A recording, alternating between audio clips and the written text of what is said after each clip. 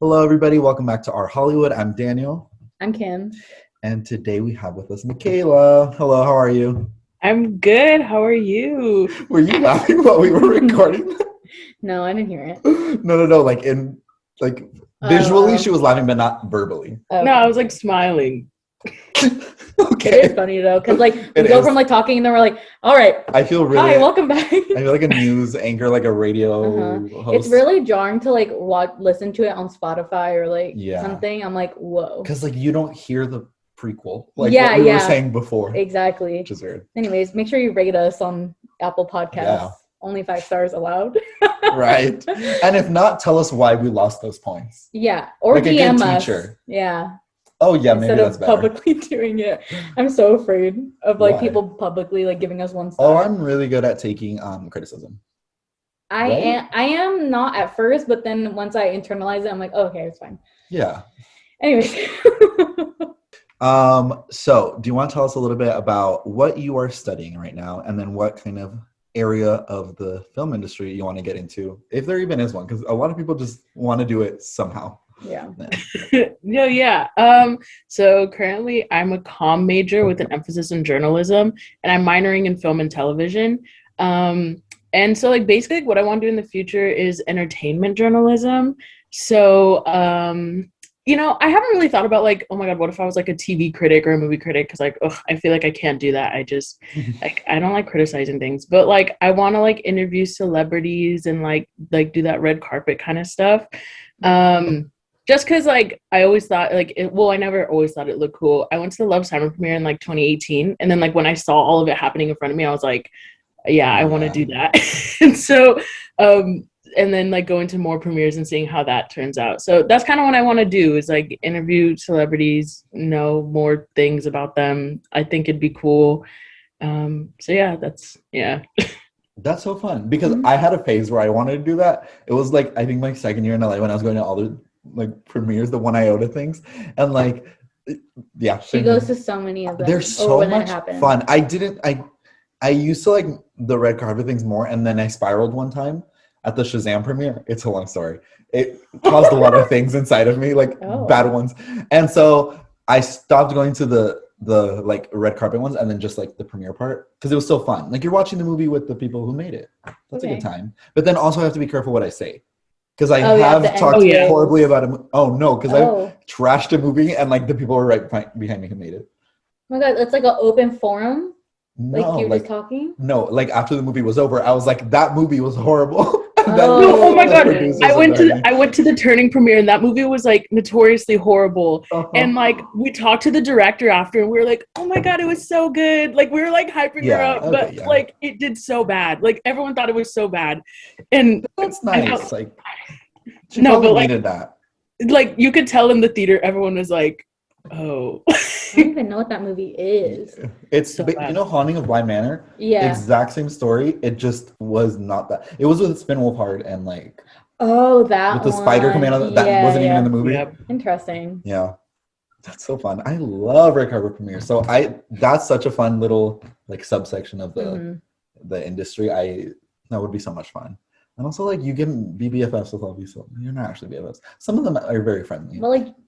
Once you get to like James Corden, like Jimmy Fallon level, like then you're actually BFF. When you have your own little late night talk show, then you're like, and she will. Like I genuinely believe in Mikayla. Like she's like really talented at talking to people. That's so like fun. She's so bold. Like it's so fun. Honestly, like the number one skill that you need to be. Yeah, exactly. And I'm already besties with James Corden, so James Corden hates me. I just feel it. Okay, we're like besties. Like the first time I went to a show, he like invited me up to sit at his desk and like read the next teleprompter, like shook my hand and everything. We're best friends. No, literally, I was waiting for her to tell a story. That was me prompting her to tell us. We love a good. Oh my God! Okay, maybe I should be interviewer. Okay, just kidding. I was fighting for the late night. No, spot. I don't think I could do it. Like I wouldn't either, because you have to pretend to like certain celebrities, and I truly would not be able to do that. You would absolutely be able to see it on my face if I didn't like somebody.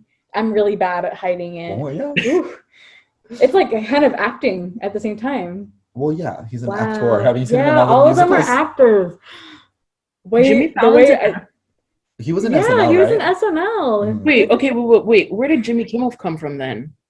He's a comedian too, no? So basically, you have to go on SNL first. That's like step one. Yeah. I feel like that's where they find them. Okay. Yeah, that's one of my things. That's one of my things. Cause like that, yeah. Like your bucket list? Or yeah. Okay. That's one of my things. I'm like, I don't know. Join improv. Yeah. No, we know. Okay.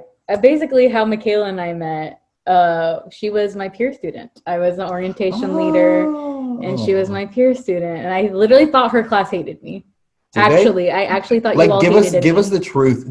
Was there? That's fine. I can take it. I don't care. Oh no, I don't remember anything from like the like freshman seminar.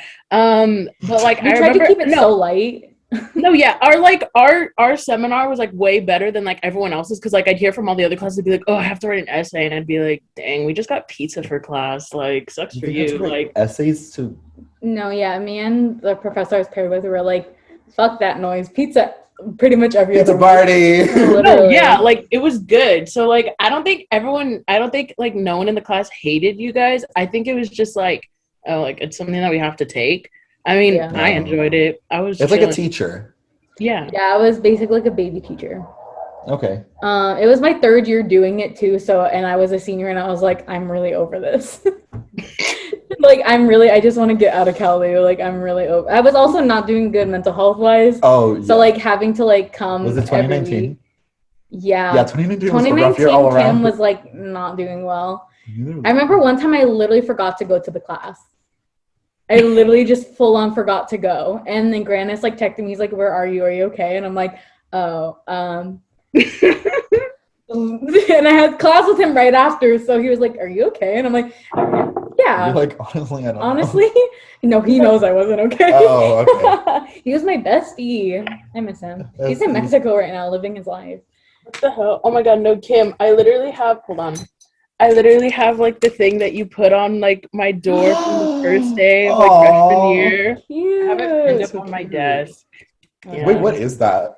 It's just like a little door deck, like welcoming them. But you just ripped a piece of paper and. Girl, I don't know what I did that year. You said that you wanted to do like sustainability or something. Because I still. Oh yeah. But you couldn't get a pair of scissors. No, I thought it looked cool ripped. I thought it was like trendy. I don't know. I don't really know what my head was doing in 2019. I think the thought counted. Clearly, she kept it. So yeah, clearly you should have seen my first year I did it. I did literal Hollywood walk of like stars. I literally made every single one of and I had like 30 students. And I made every single one of them like a little thing. And they didn't care. They thought the RAs did it. And I was so pissed I didn't want to do it again. I think if one thing represents the journey of your mental health, it's those little papers. How they evolved through the years. Yeah, it's true. It's very, very true. So Anyways. Glad to hear that you didn't hate me. Well, obviously. I don't know how, I'm just going to have to say, this is a very jarring transition, but we're going to take a quiz called Are You the Death? Oh, wait, well, let's explain why we're taking this quiz, because... Oh, okay, so today's topic, of course, you clicked on it. It's our part 2 of body image. We're exploring female body image now in film and TV. And today I had the unhonorable watch of the punishment of watching the Duff today. I will get to my thoughts behind it, but we just thought it would be funny to take this. Oh my god, the title of the quiz isn't even Are You the Duff, it's Are You the Designated Ugly Fat Friend? Yeah, they spelled it out. Aggressive. That is designated. Yeah, we'll get there. Good Lord, I have so many thoughts. I had to like restrict myself on my Instagram story because I was going off. Okay, let's get started. First question. Have you ever found yourself convincing your friend to date a certain someone? Okay, what does this mean? Like, have you ever tried to set up your friend with somebody? Yeah. Yes, all the time. Honestly. Yeah. I'm always telling my friends to date people, but then I'm also simultaneously being like, break up with them. Actually, I don't think I do this. No, I don't do this. Because I think that I like encourage my friends, but I don't set them up. No, I don't set them up ever. But yeah, I encourage them. Oh, like if they're dating someone and they're telling you maybe about not my besties. I'm always like advocating for everybody to be single. Same. Yeah, me too. Okay, I'm gonna put yes once because I've probably done it. Okay. And you put what? I put all the time. And what did you put? I put once. Okay, maybe I'm always down for like a hookup. Maybe I'm always down for like a hoe phase. Yeah. Oh, absolutely. Yeah. That's what I was. That's what I was perceiving from that question. Maybe that's not what the question was, but okay. I'm just gonna keep my answer. I definitely encourage hoe phases. Yeah, for sure. Everyone needs one. This is a pro hoe phase podcast. Yeah, absolutely. Number 2, has anyone ever dated you to become closer to your friends? Unfortunately, probably. I've never dated. No, that's happened to my friend though. Nope, nor has it happened to my friends. Okay, this feels like a movie thing. Do people actually do this? Oh. Okay. It's happened to me. Not like dated like boyfriend, girlfriend, but like I definitely thought what we were doing was a date. Like it definitely was we'll get there when on paper it was a date. Yeah, to anyone else it would be a date, but to them they just started talking about my friends and I was like, oh, okay, I see what's going on here. So probably. I couldn't even get that far. Like I would have put nope, nor has it happened to my friends. Of my knowledge, because I don't know. Okay. And what did you put, Mikayla? I put no, nor has it happened to my friends, yeah. Okay. Oh no. How many relationships have you had? Wait, okay, we're counting official ones, right? Yeah, like boyfriend, girlfriend. Like, and you both confirmed it? Yes. 0. Okay. Hello? Oh, 1. Okay. The way she said it. 1, but it barely counts. Like we're holding on by a string. Okay. Yeah. Okay. 4. Oh God. I don't like this quiz. Did the relationships last? No, because they weren't right for me. Relationships last. Once again, I've never been in a relationship. Yes, for a long time actually. No, they ended after a few months, weeks. They dumped me and eventually ended up with my friend. Weeks counts? Yeah. High school. Anyways, mine is they dumped me and eventually ended up with my friend. That literally happened to me. My only boyfriend did that to me. Hey, if you're listening. He might be listening. Dead ass. No, I'm not. Okay. I'm so good. Okay, I'm going to change it because I didn't know weeks counted. I thought it would have to be like months to be official. I feel like as long as you're saying your boyfriend and girlfriend or boyfriend, whatever, then... Okay, I'll put 1. If you're listening, text me and let me know if you agree. They know who they are. And then I'm going to put... no, because... Actually, I'm going to put they ended after a few... Does they end it mean they ended it? It doesn't matter. Like the relationship. Why are you thinking about this so hard? Because the answer of this quiz will determine my mood for the rest of the day. But then why it's fun. It's fine. Okay. I feel like I'm like very nervous because me and Daniel are getting like all of the same answers. So I'm like, Okay. Well, I mean, at least we're truthful. You know what I mean? Yeah. Okay. Do you often find yourself being hit on? No. Literally no. If I do, it ends up becoming a conversation about my friend. Yeah. All of the answers I'm giving is just I already know what the answer is. Anyways. Okay, yes, but like not that often. But that's not an option. So just yes or quite often, I guess. Quite often, I guess. No, it's not that often. Okay. I'm just gonna say yes. Okay. Like just flat yes. Like it should have been yeah. No. Oh my! Do you feel ugly next to your friends? No, because when right when I said no on that one, then I clicked to the next one. Like I started tearing up. I hate this quiz. Oh my god. Okay. And they're the ones that wanted to take it, mind you. I thought it was gonna be like, "What's your favorite color?" Like BuzzFeed usually. Girl, no, I thought so too. This is not BuzzFeed. This is Quote TV. I don't even know what that is. I'm gonna put. Do you feel ugly next to? Well, I don't compare myself to my friends. Sometimes I do. Well, yeah, all your friends are girls, so it's not a fair comparison. No, so I'm gonna put no. Wait, why don't you have no? Oh, that's the next question. Yours is no, my boyfriend makes me feel perfect enough. That's your answer. There is no flat out no. Okay. I guess. I'm gonna say sometimes. But actually no, I'm gonna say majority of the time. I'm gonna be honest. Okay. Her. I feel like I used to, but not anymore. Wait, did you already get the answer? No. Oh no, she saw the next one. I was reading it. Do you often go to parties and end up third wheeling your friends? Yeah. What does this mean? All the time. Okay, listen, I have a story. Wait. One time I was studying abroad in London, right? I went to the club with my 2 friends. I'm literally standing there. while those two friends are just making out with guys. And then what are you doing? I'm just standing there. I'm literally just standing there drinking my drink. But when you make the movie, like, imagine how good of a scene that's going to be. So that's why it's okay. Okay. When something bad happens to me, I'm like, okay, but when me too. No, me too. Oh my God. Absolutely. It's a coping mechanism. Yeah. Anyway. Main character syndrome. No, literally, like I went to a frat party at SDSU, and like literally, like this guy was only like, my friend was with me, and then my other friend like went with her friends, and this guy was only talking to her, and he only talked to me because he wanted my joint. But like it was like it was so bad. Dude, it's so bad. I literally could not believe it when it happened in front of me. I was like, oh no, this is happening. Like this is like a real life situation I'm experiencing right now. And then I had to walk home with all of them. So I'm just walking alone in front of everybody else while they're like oogling with these two random men. Which like go off for them, but I just felt so incredibly painfully Have you awkward. gone off with a random man in the way that you said? No. Would you? Mm-mm. I got very close one time. But what happened? He walked away because his friends needed him. Anyways, I'm not gonna. So weird. Mine is I don't party because I literally do not. I have no party stories. Okay. Let fate decide. Okay, this quiz it's like a roller coaster. I'm gonna do a I'm say KK. Oh my God.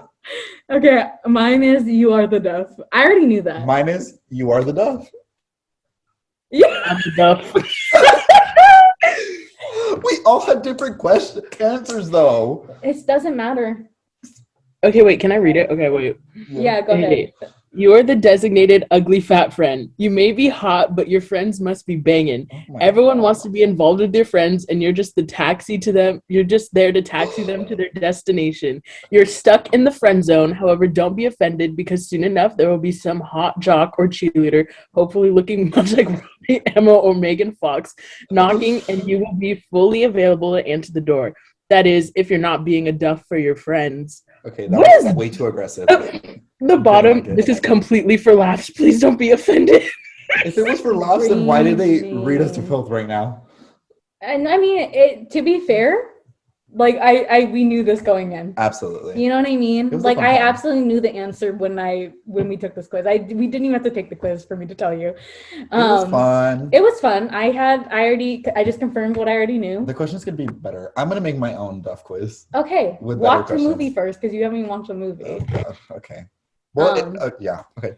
Anyways, now that we set the stage, let's move into the films that we're talking about. So, Sisterhood of the Traveling Pants is the first one. Also, this is never exhaustive. Just minding you, this is just what we come up with. Before we get into the movies, okay, so last week we kind of talked about, me and Luis, the guest we had, we talked about like our personal experiences with our body. Do you guys want to do that? Yeah, I'm more than... Yeah. Okay, period. I'll start then. So my relationship with my body has been absolutely a fucking mess. So like I thought it was funny because when you and Luis were talking last week, you guys were saying like you weren't conscious really of your body like in elementary school. I was so conscious of my body in elementary school because my family made me conscious of my body. Yeah. My family signed, no shade to my family. But they signed me up for Weight Watchers when I was 7 years old. So yeah, exactly. Like trauma center right there. So Weight Watchers accepts children? I guess. Maybe it wasn't Weight Watchers, but it was like a dietitian, like they had me like trying to go on a diet and like take exercise. Yeah, it's traumatizing. I'm literally 7 years old. Like, I'm not really thinking about that. And then your family is just being like, well, you're fat. So, like, fucking get it together. Awful. And I was like, okay. So, I've been incredibly conscious of my weight. And, like, definitely my relationship with my family, with my parents specifically, was very rocky for a very long time because of it. Because I feel like every time they talk to me, they would be talking about what I'm doing wrong. And a lot of times that would be about my weight, and they would never give me any positives. Mm-hmm. So basically, I'll save you all the longest story. So basically that happened throughout my entire life. And then I think maybe like my senior year of high school, or maybe like even I think it was in high school. I literally had like a full-on breakdown to my parents, and I was like, I can't deal with this. Like, you literally, like, I don't actually fucking hate myself. It's because you guys make me hate myself. I literally told my parents something I had like one that. of those too. Yeah, and I was just like, I don't think about this kind of stuff. I shouldn't have to think about this kind of stuff. Did you do it at dinner? No. Oh, mine was at dinner because I wanted to be like. I think we just had fights like every week we'd have a fight. Okay. So like it was just one of those. The breaking point. Yeah. And I literally was like full-fledged like sobbing. I was like, I can't, like, I hate myself so much, and it's because the people that are supposed to love me like all the time don't even show that to me. Mm-hmm. And I get like you're concerned about my health and stuff, like that's always the excuse they took, and I was like, I understand that, but the thing for me, especially, and I feel like a lot of people that have struggled with their weight their entire lives deal with this too, is like when somebody's telling you to lose weight and like whatever, it makes you not want to do it. Mm-hmm. Yeah. Because if you start doing it and you start like losing it, they're going to think that it's because they told you to, but in reality, it has to be on your own terms. Mm-hmm. And for when you want to do it for yourself. Because I lived with my parents, I was like, if you keep telling me to do this, I don't want to do it. Mm-hmm. I want to do the fucking opposite. So why are you telling me this? Like, stop. And I was like, if you have any comments on my body, keep it to yourself. I don't want to fucking hear it. And yeah, they keep it to themselves now. Period. Which I think it's helped my relationship with food. It's helped my relationship with like everything better. Like I used to binge eat so much. Yeah, me too. But I'm a lot better about it. I mean, sometimes. That's what, yeah, like you were saying, like the biggest thing is literally like you have to want to do it for yourself. Mm-hmm. The more other people will be like, well, blah, blah, how are you? Like, it just makes you want to be like, well, I'm going to go eat. Mm-hmm. Even though, like, what is that doing for anyone? Exactly. That's literally what I would do. Yeah, it's just like another form of, like, rebellion, you know? I feel like, in, like, a really weird way. And I just want, like, everyone to know, like, I literally hated myself pretty much until this past year. Pretty much. Like, I was not comfortable with my body in, like, any sort of way. Well, I think it started when I went to London and I was completely alone by myself for the first time ever in my life. I didn't know anybody over there at all. And that was the first time I was like, I literally didn't have contact with my friends because I didn't have any cell service. I was literally away from all my friends. I was completely alone. You didn't have service? No, I just had Wi-Fi, like whenever it was around, but I didn't have any service or anything. You did your entire summer study abroad without service? Yeah, there's Wi-Fi everywhere. So like if I needed to get somewhere, I just stopped by like a store and I just put in directions and I went home. Like, and it was so nice because it made me really like connect with everything and like really like be by myself, but it wasn't like in a negative way. It was like oh my God, we're exploring a new place, just me and me. And that was like the first time after I came back from that, it really did shift my like view. Like I was like, okay, well, I did all that by myself. I can do anything by myself. Because before, I think I was just trying to please everybody around me. But yeah, it was definitely a journey. But now I feel very secure in myself. I literally, last podcast, I was saying like, I literally was so uncomfortable with the word fat. I literally like physically got anxiety every time somebody said that word until like a couple months ago. So it's been a journey. Mm-hmm. We're still working on it for sure. But it does get better, I will say. All right. Well, that's my synopsis. No, yeah. I think, like, I definitely relate to Kim in some ways, like, especially with my parents. So, like, I think I was in third grade when I started becoming self-conscious about my body. And so then, like, I literally remember, like my first crush in fifth grade, like, he should have told me, like, oh, like, no one's gonna like you because you're fat, blah, blah, blah. And then, like, that eventually, like, you know, traumatized me and then leads to like questions about sexuality, which I mean, we can go into later if you guys want to. Yeah, we definitely can just because. And so then, and I think like also like just like relating back to it, like I idolized the media so much, like DComs were my shit. So like, so it's like when you're seeing all these movies about like high school and prom and like homecoming and like all that kind of stuff, like when you're seeing that standard for beauty, like growing up from such a young age, you like I remember I always thought, I was like, okay, by high school I'm gonna be skinny, like that's just how it's gonna be. Like once I'm skinny in high school, then like I'm gonna like everything's gonna be a breeze, like, everything's perfect. And like I always like told myself like from like third grade literally like I just always told myself, like, at some point I'm going to lose weight and I'm going to be happy. I'm not going to be happy until I lose weight. Mm-hmm. And like, I literally would set up like workout stations in my home at like I found like old papers. It's all like scribbled like on it. Like I had full out workout stations, and like I would record everything that I ate, and I would try to eat healthy, but it only lasts for like 2 days. And then like, no, like, literally. It would last for like a week max, and then you're like over it. No, yeah. And then in sophomore year of high school, I joined this gym, and it was like their whole entire thing was like, okay, you can lose 20 pounds in 6 weeks. And so me and my parents, like, we joined it, and like I actually really enjoyed it because compared to this gym was made for fat people, right? So it's like, I feel like when you're a fat person going to like a public gym, like 24-hour fitness or In Shape or something, you're surrounded by all these really fit people. And so then when you walk in, like you're walking in knowing that there's a chance that someone can record you for being motivational. So going to the gym, like, so when I went to like that weight loss gym, I was like comfortable because I was like around people who like had the same goal as me, and like me and my family were doing it for the good reasons, but it was really expensive. So, but like I remember after I went for like 6 months, like literally my friends' parents were complimenting me like they never did before. So it was like, it was just like it made me so uncomfortable that I've always been self-conscious about my body, but it made me even more uncomfortable that my friends' parents were the ones that were telling me that kind of stuff. So, and then eventually I quit that gym, and then I started going to In Shape, but like it literally took me a year to build up the courage to actually go there to like lose weight, because I couldn't get myself to go by myself. And like I would always like work out in like the corners where no one could see me. Like it was horrible.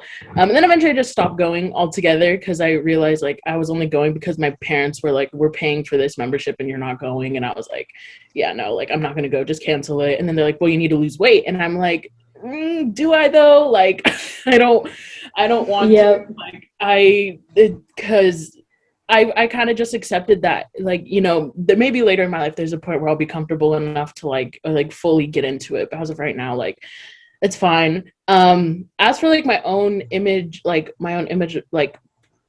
of myself, I think very recently I've started acknowledging and like that I was fat, and like outwardly saying like I like making jokes about it, like being like or something that's very uncomfortable is when your friends make fun of someone for their weight and then they go ahead and compliment you. Like I just posted a story about it yesterday. Like wait a minute. I literally had that tweet screenshotted because I want to talk about it. But before like you go like too far, but I remember like when you were saying like that your friends' parents were commenting on it. I remember I visited my elementary school because I moved to California. And like a couple years after I came back just to like visit, because I was like really involved with like my elementary school. And I remember one of my 5th grade teachers literally saw me. She was like, oh my God, Kimberly, you look so different. You lost so much weight. Like you look so good. And I was like, and I was still like, I was still like 12, 13 years old. I was like mortified. I think I literally like started crying and I had to leave. It was so bad. I was like, oh no, I don't like this. But that tweet, I think I screenshot. The worst part is that like deep down, I know they don't have bad intentions, but they don't hear what they're saying and they don't realize how bad it is. They think it's a compliment. It's fucking not at all. It's literally not. So the tweet is, you can't use fat as an insult to a person you don't like and then tell your plus size friend that they are beautiful in the same breath. You can't weaponize physical traits as insults one second and has compliments the next. Stop doing that. I've always felt like that. Always. Like, and I know my friends don't mean it at all, but I've never been able to like understand how I felt about it until that tweet. And I remember I saw it like when it first dropped or whatever. When it first dropped. That mixtape dropped. It was like maybe it really resonated with me. Yeah. And I was like, whoa, yeah. That's exactly because I would get so flustered in the moment when it would happen. Like with my friends, I wouldn't know how to like handle the conversation. Like that came after it. They're like, well, no, because you are beautiful. And I'm like, well, you literally just called yourself fat like 2 seconds ago. Yeah, because you thought you looked, because what you meant was that you felt unattractive. Yeah, or that you feel like you look bad, and the word you used was fat. Yeah, and then I'm sitting there on the couch like. Exactly. It's like, it's so embarrassing. Like, I remember a couple weeks ago, my friend, he was making fun of, like, we had this coworker who eventually got fired, but he was just so horrible, and the whole entire time he was making fun of his weight, and I was just like, okay, like, you could talk about his bad work ethic, but I'm literally sitting right next to you. Like, yep. It was just so, like, it's so, like, disheartening, because it's like, and like, he was telling me, he'll be like, oh, like, not like that, and I'm like, no, you know what you're saying. Yeah. They're like, no, I didn't mean that. And I'm like, okay, well, you did. Yes, you did. You literally said it. And because I had like an uncomfortable reaction, now you're or like silence. Like, they're like, oh, but I don't mean that about you. And I'm like, so you just pick and choose when that word has the meaning? Like, no, it's that's not how it fucking works. Yeah, no. It makes me so uncomfortable. And especially like in college, like that's another reason why I didn't ever really want to go out to parties and stuff, because I hated like the getting ready aspect, because I feel like with girls, they're always like comparing how they look, not intentionally. It's just how we've been conditioned. Genuinely, like it's just how we've been conditioned. Like just to comment on how we look and like to care about how we look to like the utmost degree, and it's crazy because, anyways, kind of catering to the fucking male gaze. Fuck that shit. And I always get in like little tiffs with my friends, like in any stage, like any of my friends, I've probably had like that situation happen, and it's just like so majorly uncomfortable. No, yeah. So I think I was just gonna say, like, my personal, like, currently I'm still definitely on the road to accept, because like I have days where I'm like, damn, I'm sexy as fuck, but then I also have days where I'm like, no, you're disgusting, you ugly fat piece of shit. Like it's just like it's either really good or really bad. Like there's never been an in between. Exactly. So I think like I'm definitely still on that like path to like self-acceptance on my body. And I think that the more that I like actively like speak about the issues and like speak about the issues that fat women face and that fat people face in general, like the more that I'll like be comfortable with my own community, if that makes sense. So that's period. Oh, that's so interesting. Yeah, I absolutely agree with that. Like and like I don't think, especially like now that I've been doing like TikToks for a couple months, like, and like that's like kind of what I do, you know, and like doing that shit every day, and like just kind of falling into being like a quote unquote plus size influencer. But basically, like I've been trying to like figure out a way, like I'll do like body videos like every once in a while, but like I'm trying to figure out a way to like show people that like I'm not happy every day with my body, like at all. And it's like, because I feel like the con of being like this person that is a plus size person and does fashion content is like a lot of, especially because a lot of my content is very positive, like people think I'm like okay all the time, and I'm like, no, I'm absolutely not okay all the time, and nobody is ever okay 100% of the time. So I think that's just something that I think also should be explored within media as well, because I feel like it also is very either like too positive or way too fucking negative. Yeah. So let's move into the films. Period. We're starting off with a good one. Are we doing time in order of? Yeah, we're doing in order of time. I think this one might be chronological order. I think this one might be my favorite. Okay. Out of all of them. Okay. Besides Booksmart. But it's so fresh in my head. I literally have, it's Sisterhood of the Traveling Pants. Yeah. We're going to talk about both of them. There's two? Yeah. It's so good. A sequel. Oh, fun. Oh my God. I didn't watch it when I was young. And I fucking wish I did. Because I think it would help me so much. Like, just like having a positive character. Like, she's not even like super plus size. I wouldn't even say she's like mid-size. I don't know, like what you would categorize her. But no matter what, she's curvier. You know, she doesn't have like the same body type as all of her friends, right? And that's Carmen, which isn't played by America Ferrera. And I loved her storyline because she is the one curvy friend, and like the whole thing is like all of these pants magically fit all of them. And in the beginning, she was like, how are these pants going to fit me if they fit all of you? And then none of her friends really like were like being like, yeah, they probably won't because you're fucking fat. Like they were all like, just try and why not? Like if not, like whatever. And like I just love that friend group because they never made her feel weird because she was like a different size than them. It was very positive. And also her character like line, there was only one thing that happened about her weight in the whole entire franchise. And I was like, oh my God, she has more personality traits than just being like plus size. Oh my God. And that happened in 2005 and 2008. Shook. I'm so mad that I didn't have this when I was growing up. I don't know why I didn't watch it. I think I was just afraid of how they were going to portray her, which I feel like is a theme when it comes to like these things. Like I don't want to watch them because I'm literally living in fear that their personality trait is that they're going to be like plus size. Yeah. But what do you have to say about it, Mikayla? So yeah, I watched Sisterhood Traveling Pants for the first time in 6th grade. So that was like 2011. Like it was a few years after it came out.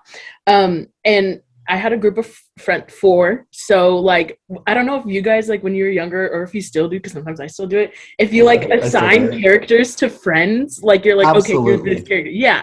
So before I even watched the movie, my friend was like, you're Carmen. And I was like, okay, like that's fine. Like, I was like, okay, that's fine. And then like I watched the movie and then I realized why I was Carmen, but then I like wasn't upset about it. Like I was just like, I love Carmen. Carmen has always been my favorite character. And like, yeah, I think that when like we're examining movies that have like that talk about body image, when fatness is mentioned in a movie, it's either used as an obstacle, a source of comedy, or it's just a topic that is brought up. And so, like Kim said, like with Sisterhood Traveling Pants, Carmen's weight is only brought up once, and it's the part where she's trying on the bridesmaid dress, with like her like soon-to-be stepmom and stepsister or whatever, and it's like my favorite scene of all time. So the dress doesn't fit her, and so then the like stylist lady or whatever, she was like, okay, like well maybe if we do this, and they're like obviously like pinching her, and like she's obviously uncomfortable, and then she goes back into the dressing room to like change her clothes and everything, and she can hear her soon-to-be stepmother and stepsister and the stylist talking, and like she just goes off on them, and she's like, it doesn't occur to you that Carmen was Puerto Rican and that maybe she has an ass. Oh wait, no, she said unlike you and your daughter, she has an ass. Like yeah, she said that. I was like, tell him. It's so good. It's so good. Like she like, because they were talking about like, oh, like I didn't expect her to be this big and like all that stuff, and she went off on them as she should have. Yeah. And like it's just, or the stepmom was like, oh, I'm so sorry, I didn't know her husband was going to be so off on his guess about her size. And I was like, why couldn't you just ask her yourself? Like, oh my God, why are you making this men don't have a clue. It's because women's sizing in general is so different than men's sizing. Yeah. Like when we're 13, like I'll look at something, I'm like, what does this number mean? Like I truly don't understand. And it's different in every brand too, and it's so fucking frustrating. But I concur. Yeah. I concur. Yeah. And then in the second movie, her love interest. No. I love it. Like, I just really wish I had this, like, growing up. I'm so mad that I didn't force myself to watch it. It's just so good. And, like, I just love this friendship story. Like, I feel like sometimes it's too corny. And also, like, especially with a group of friends, it could, like, some people can get lost. Yeah. But I think they give them all, like, a good amount of time to, like, develop, especially in the second one. I think the second one's better than the first one, in my humble opinion. Mm-hmm. Yeah, because I like the development of, like, them, especially because they're, like, all really going on their ways mm-hmm. and, like, going to different colleges, and they're, like, dealing with how to, like, not be attached to each other's hip all the time, you know? Pun intended? Whoa, wow. That was an accident, but... I'll take it. Okay. Fun. I love that movie so much. I've only seen the second one twice, so I can't talk too much about it. But like I remember when I watched the first one like a bunch of times, and I was like, oh my God, like I wish I was Lena, because like she like found her love interest in Greece and stuff, and then Carmen gets her own love interest in the second one, mm-hmm. and I lost it. Like that was I think like one of the first times where like I actually saw like a fat woman given like a love interest, and like I was like freaking out. Yeah, and he wasn't, nothing about her weight was mentioned. I just couldn't believe it when I was watching it. I was like waiting for like her weight to be mentioned in the second one when it came to relationship with the guy, but it never happened. And I was really good. Wow, a concept, and this happened in 2008. I still can't believe it. Like I'm still jarred. And I also love that it's Carmen's story. She wrote the story about her friends. I just love that. Yay Carmen. Also yay America Ferrera, because she was probably like the first like really big big plus size actress, at least in like for us, for our generation. I don't know about previous generations, but like she was like young, and she had Ugly Betty too. That's a different story. But you know, we're not gonna talk about Ugly Betty today. But Carmen was a great starting place. I love America Ferrera. She has her show Hentified right now. Woo, so good. Wait, what's it called? Hentified. It's like yes, like kind of like Gentrified, the Netflix one. It's good. I started watching it the other day. Pretty good. It's perfect. They're filming season 2 right now.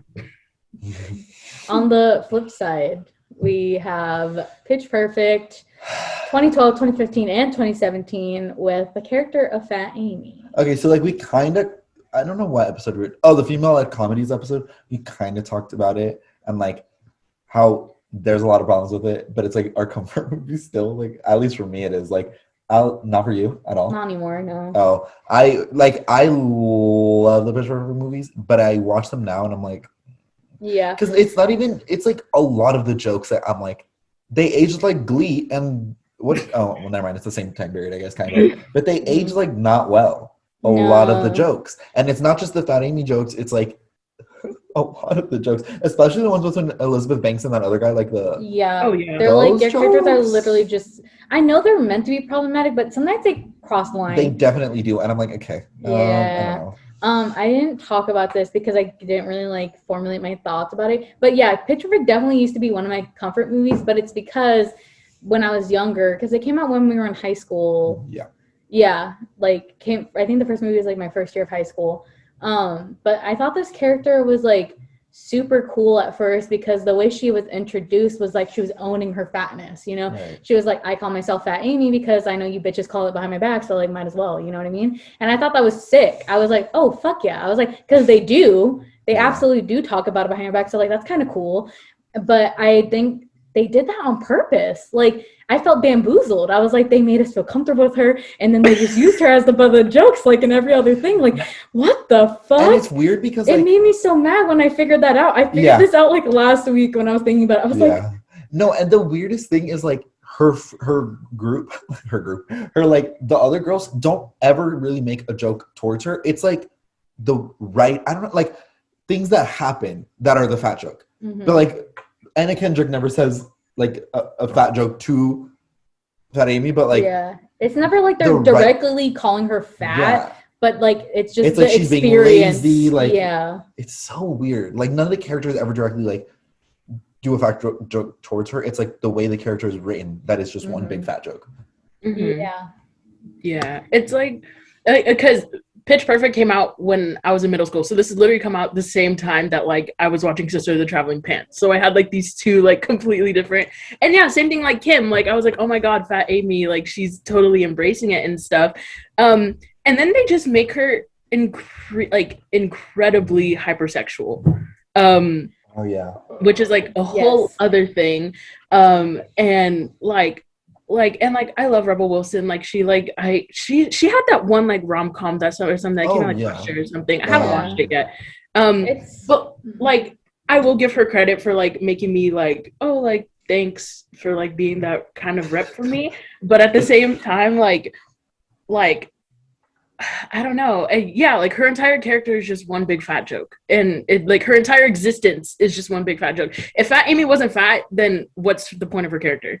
Yeah. And that's the issue with it. That is the issue with it. Oh my God, that's so awful. And it's just so heartbreaking because it was one of my comfort movies, and now like every time I watch it, I'm like, I can't even fucking enjoy it. I can only listen to the soundtrack and feel peace. Like, because whenever they fucking talk, I'm just like irritated by what they say. I need to rewatch the third one because when I rewatched the third one, I was like, oh, like because in this one she's like, I think I mentioned this last time, but in this one she's like a spy, and it's like completely. but it's still bad because they're like, well, how could she be a fucking spy? Because she's fat. That's like basically the whole like joke. Have you seen it? Yeah. That's the whole running joke of the film. And I literally told my friends, I as soon as it ended, I was like, I fucking hated that. Really? That was awful. It made me feel like bad about myself. I was like, why couldn't she just fucking be the spy? Spies don't actually have to like. It's a whole. They're smart. Like they're smart, and what does that have to do with them being fat? Again, like I feel like that's the main thing about all these things. I'm like, what the fuck does this have to do with them being fat? They just can be fat and exist, and also be something else. Mm-hmm. I just hate when being fat is the personality trait, which is like basically everything. Literally. It's so frustrating, and I love Pitch Perfect so much, so I feel very betrayed. I feel super betrayed and like heartbroken over it, really. Anyways, anything else on Pitch Perfect? No, I think we covered it. That's the consensus, like Fat Amy and Rip. Rip. My Mad Fat Diary. I just added this today because I just finished the first season. I kind of avoided this show just because, like, again, like I avoid things that like have to do with fat characters just because I live in perpetual fear of how they're going to be portrayed. But I saw this one come up on my TikTok page, like my For You page a couple times. And I was like, okay, it seemed positive. And a lot of people in the comments were like, I love that show. Like it really like helped me like kind of get through like my hurdles, like as a fat person. So I was like, okay, we're going to try it. And so I watched the first season. I just finished it today. And I really liked it. I really did like it. It's also like a British television show. So like, I think it's just now kind of getting its wave in like America because of Hulu. But it's definitely like more of a darker take because she's coming from like a mental institute because she tried to like off herself. And she's recovering from that. And she's like coming back from that. Which like I've never had that happen to me, so like I can't relate to in that sort of way, but I definitely can relate to like her love endeavors because it's another thing with movies, it's always like, oh, they'll have like the first love interest and they'll end up being gay or something, and they're using that character to like I was like, okay, Lady Bird, because that happened in that too, and like like her first. Sorry if you just skip if. I'm so sorry. I should have said that. It's a spoiler, but like for what? For that show that he's gay, the first love interest. But then there's a second love interest, and oh my god, I'm literally so in love with him. His name is Finn. And is that what you posted on your Instagram? The guy the guy with the little hoop. Oh my god, I literally had a full on conniption. Oh my god, he's so cute. Like, okay, Mikayla, you're like a One Direction fan, right? Yeah. So like. After, right? That was like a Harry Styles like fanfic, right? But it's so bad because it's so toxic, right? But this character Finn is like the essence of After Harry, but not toxic. And that's why I fucking love him. And also because I like this because Tessa in the original fanfiction, oh my god, this is going to be so embarrassing. If I ever become friends with Harry Styles, I'm going to be so sad. That's the embarrassing part? Yeah. Okay. Yeah. Anyways, I always think, I'm like, what if I become friends with these celebrities? Even if we become friends with Harry Styles, I don't think he's going to listen to season 2, episode 6 of our podcast and then get halfway through. Anyways, because in those original books, like she's supposed to be like curvy, like she's supposed to be like mid-size, plus size, but they completely just did not do that in the movies, and it keeps me up. That's why I hate those movies. I already hate them because they're bad, but like I extra hate them because I know Tessa's supposed to be like mid plus size. I didn't even know that. Yeah. So, or if you want to like go into like movies like where characters are supposed to be fat and they weren't fat. In Love, Simon, Leah, who's played by Katherine Langford, Leah's supposed to be fat. And Leah's in multiple books, and she's described as she has her own book. Yeah. Like Leah is supposed to be fat. Like Becky Albertalli, I'm pretty sure like that's like one of her huge things. Or like I love Becky Albertalli. She like The Upside of the Unrequited. Like that one's a really good like main fat character and like who gets like a love interest. But yeah, Katherine Langford got cast as Leah, and I was like, what the heck? Like this, you completely just cut out like this whole like other aspect to her, and God, it's so upsetting because it gives them another dimension, but it also like perpetuating this idea that like you can't be fat and beautiful. Yeah. And that is so fucking upsetting and harmful to people. It's so harmful. I literally thought like if I was fat, I could not be beautiful and I would never be attracted to anybody. And I definitely think this show, My Mad Fat Diary, definitely like touches upon that and also like, but my critique of it is that it is hypersexualized. Like she's definitely like talking, like her first thing is like, oh, I have to have sex with a boy. Like, because that's what makes me like, that's what they want, right?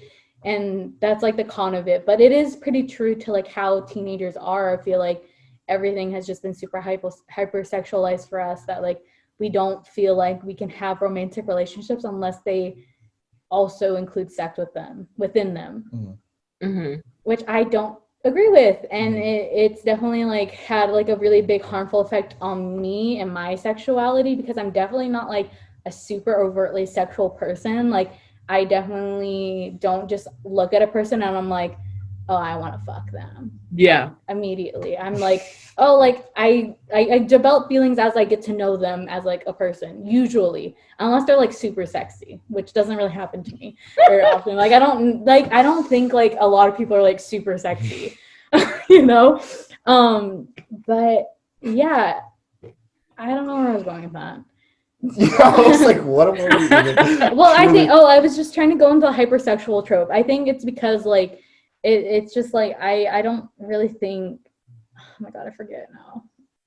Because I just started thinking about my sexual experiences and I started like disassociating. Oh my god. Anyways, we'll come back to it. Okay. But I recommend My Mad Fat Diary. It's really good. It's also really short, to be honest. Like there's not that many episodes. The last season only has 3 episodes. So like I'm very confused as to what happened with it, but I like it.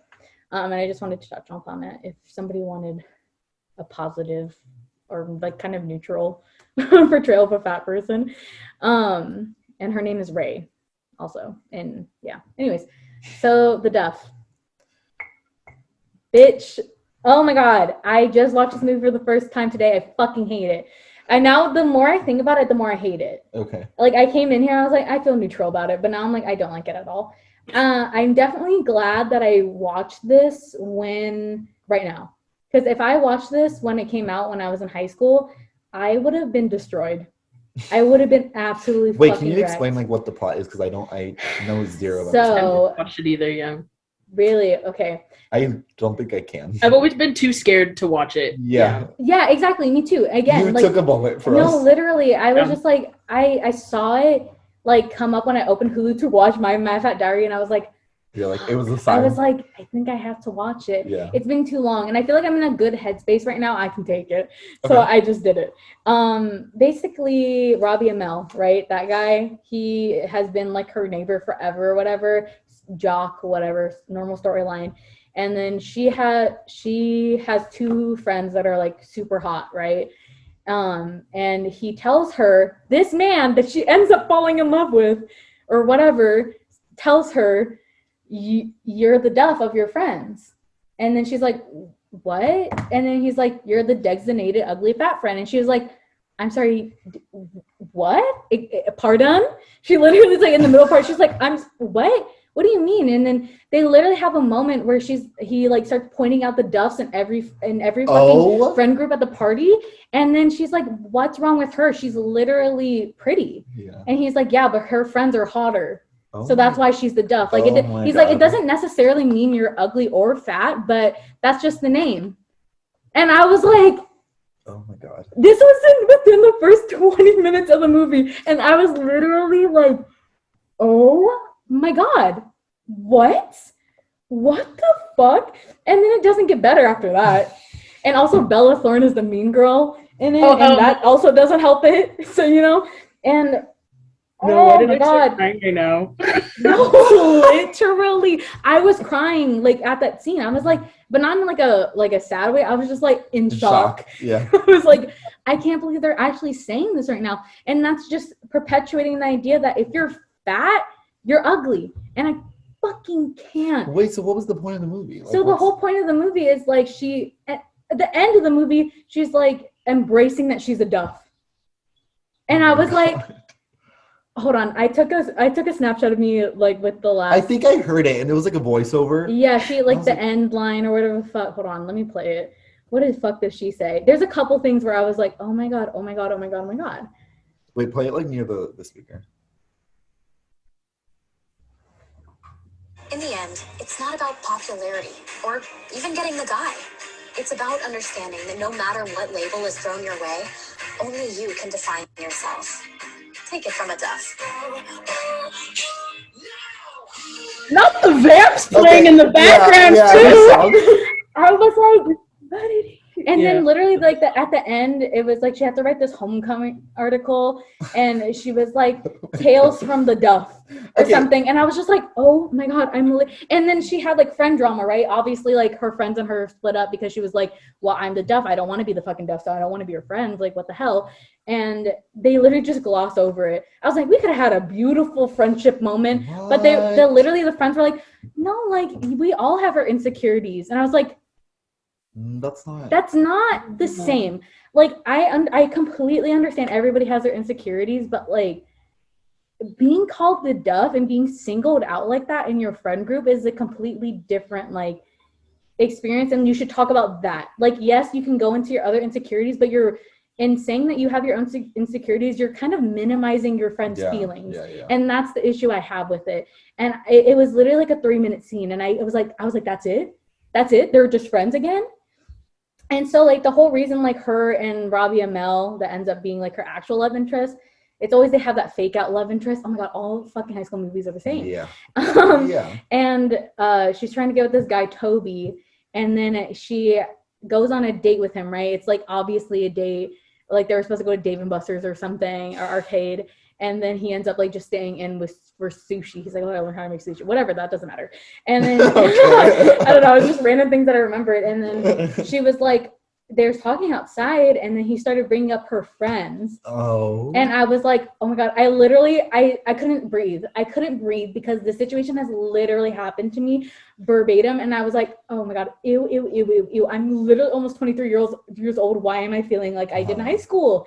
I felt so gross. And then she was like, are you literally just talking to me because I'm more approachable and you're just trying to get to my friends through me? And he was like, basically, yeah. And I was like, oh my god, I've literally had this situation happen to me. And I was not okay.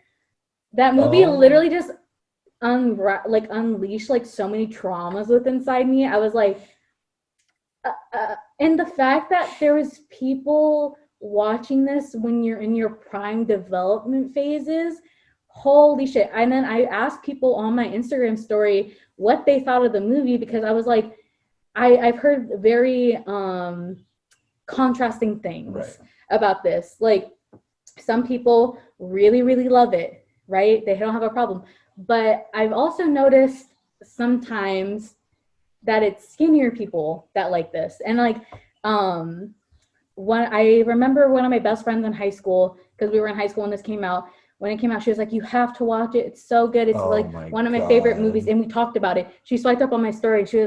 She said, like, I fucking hate that movie, blah, blah, blah. And I was like, I remember you loving this movie so much to the point where you were like talking about it all the time. And she was like, hold on, let me pull up the messages. Okay. I'm sure she's fine with me telling you about this because it's like whatever now. But not all these fucking messages. She said, like, the shit is the worst. The love interest is ugly, and the portrayal of fat and ugly is gross and mean and detrimental. Like, the duff isn't even fat or ugly, and the sentiments are just like Mean Girls, like trying to be Mean Girls but lacking so hard in like comedy. It's so bad. And then I told her, I was like, remember when you loved it? Like, I literally remember you telling me that, and I was like, what the fuck? I was literally like the standing emoji. I was like, okay, yeah. You telling me about this movie? I was like, and then she said, she was just like, I'm so sorry, like, that I told you about that. She was like, it's so bad.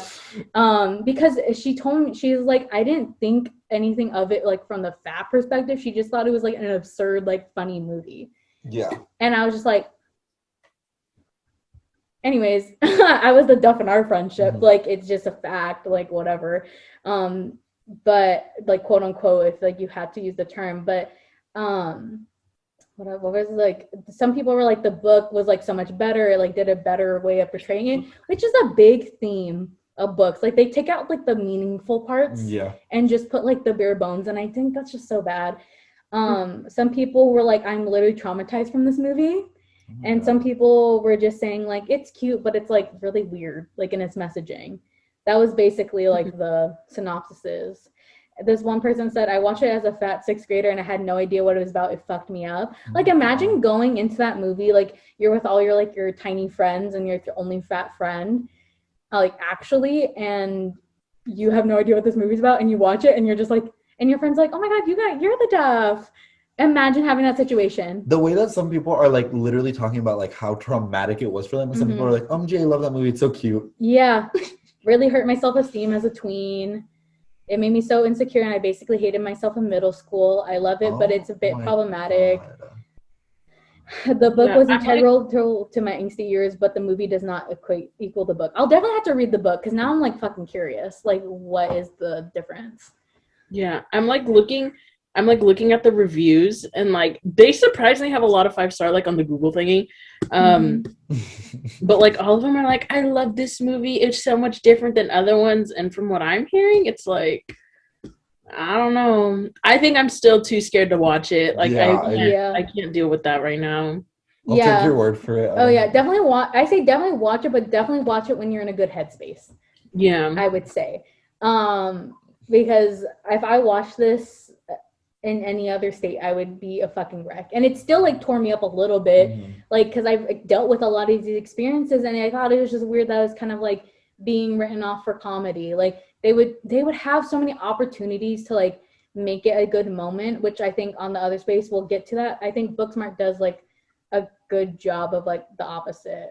Like I wasn't there, but I love Booksmart. I'm so sorry that people were traumatized from this, and it's so valid that you were. Like I couldn't imagine being in like middle school or high school and watching this and like all your friends like saying that you're the deaf, because it technically had a happy ending, right? She got the hot guy or whatever the fuck that makes it a happy ending, but it's like it's not. Imagine all your friends like think they literally introduced this derogatory term to a group of evil people, like evil middle schoolers, because everyone's fucking evil in middle school. Oh, absolutely. So like it, I don't know, bad.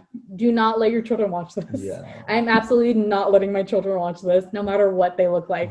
No, not allowed. Do not stand.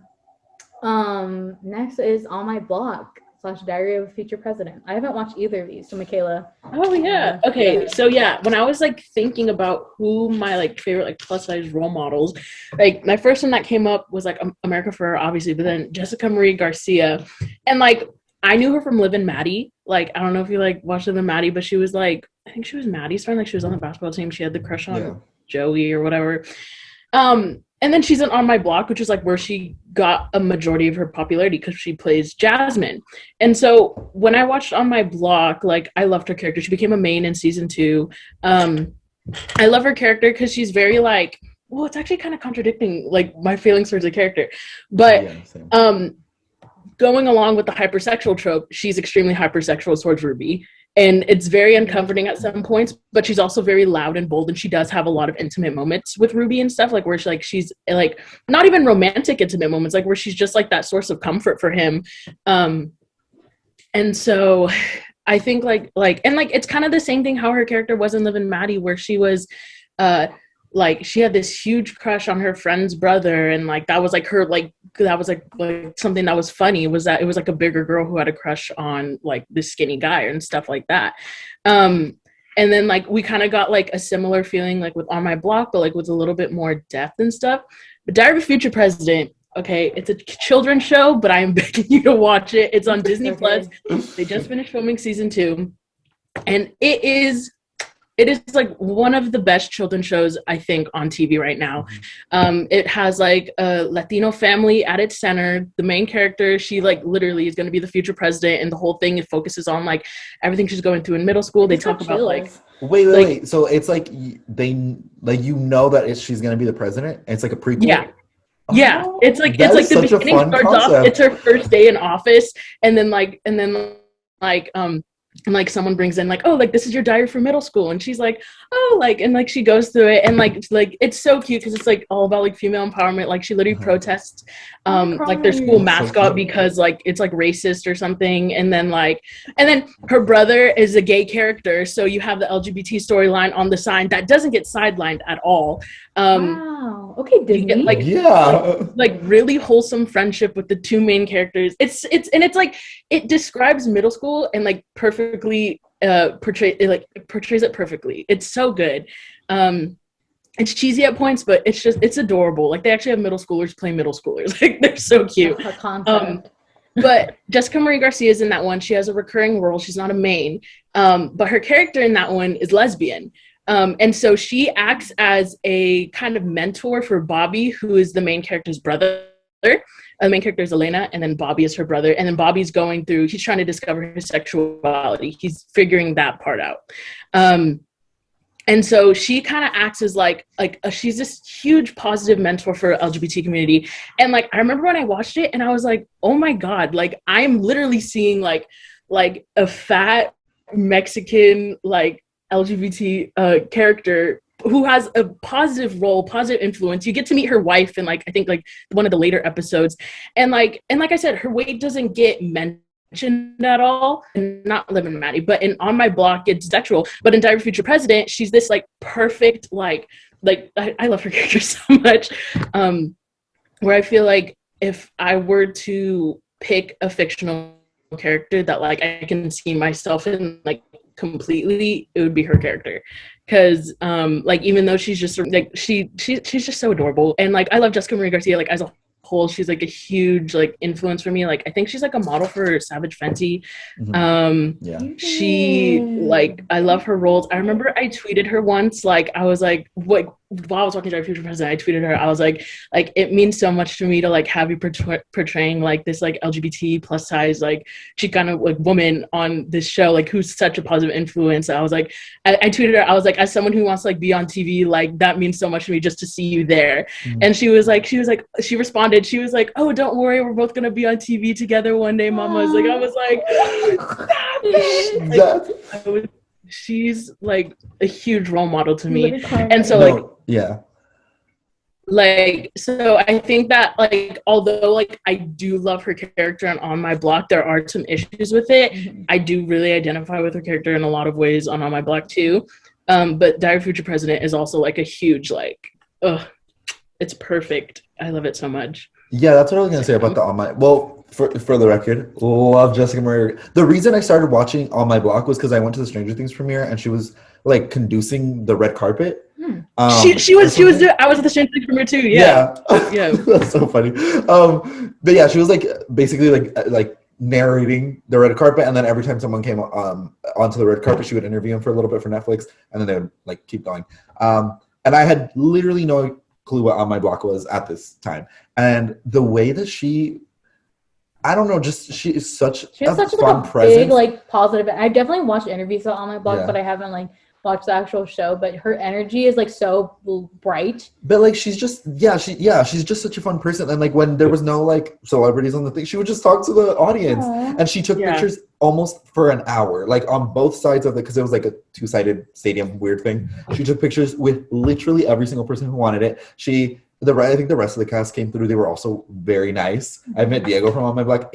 They're all so nice. Aww, like that's so refreshing. Yeah, On My Block is great. Yes, but I do agree. Like the way they treated her character in like the first 2 seasons was like they treat her as like she's gross and like she's like like they don't want to be her friend. But I do think if she becomes the main character in like the later seasons, and it's a lot better, a lot refreshing because she's one of the best characters. Is that high school? Yeah. Also, I love that she could play literally an adult grown woman and a high schooler. Isn't she like 31 or something? Yeah. But like it doesn't feel wrong. Yeah, it doesn't feel like wrong. It fits. And I'm like, okay, this is Jessica Marie Garcia Stan Club. I highly suggest watching On My Block, even just to, like I acknowledge the problems that the character has at the beginning, but they do improve, in my opinion. Yeah, I'm interested to see how it goes. Yeah, the last season is coming up. Yeah. I'll have to binge watch it. How fun. I think that the thing I was talking about with the hypersexuality was like, because like I saw all these fat characters being super hypersexual and I didn't feel that way. I was like, is there something wrong with me? Oh, okay. Yeah. I think that's what I was going on about. I was just, and like, I think that just had to do with it all along. And it, like, I think that's just like a thing in general. It's either like you're literally thinking about sex all the time, or like you're a side character that doesn't think at all about sex or whatever. But it's like, sometimes people just need a little bit more time to like want to have sex with people, and that's like totally fucking valid. Like, do things at your own speed. I say that's what I just came to that conclusion when you were talking about that. Next was Booksmart. Oh my god. Okay, so Molly. I have never really identified with a character as hard as I do with Molly, for sure. I think especially in college, like I was very much like girl boss.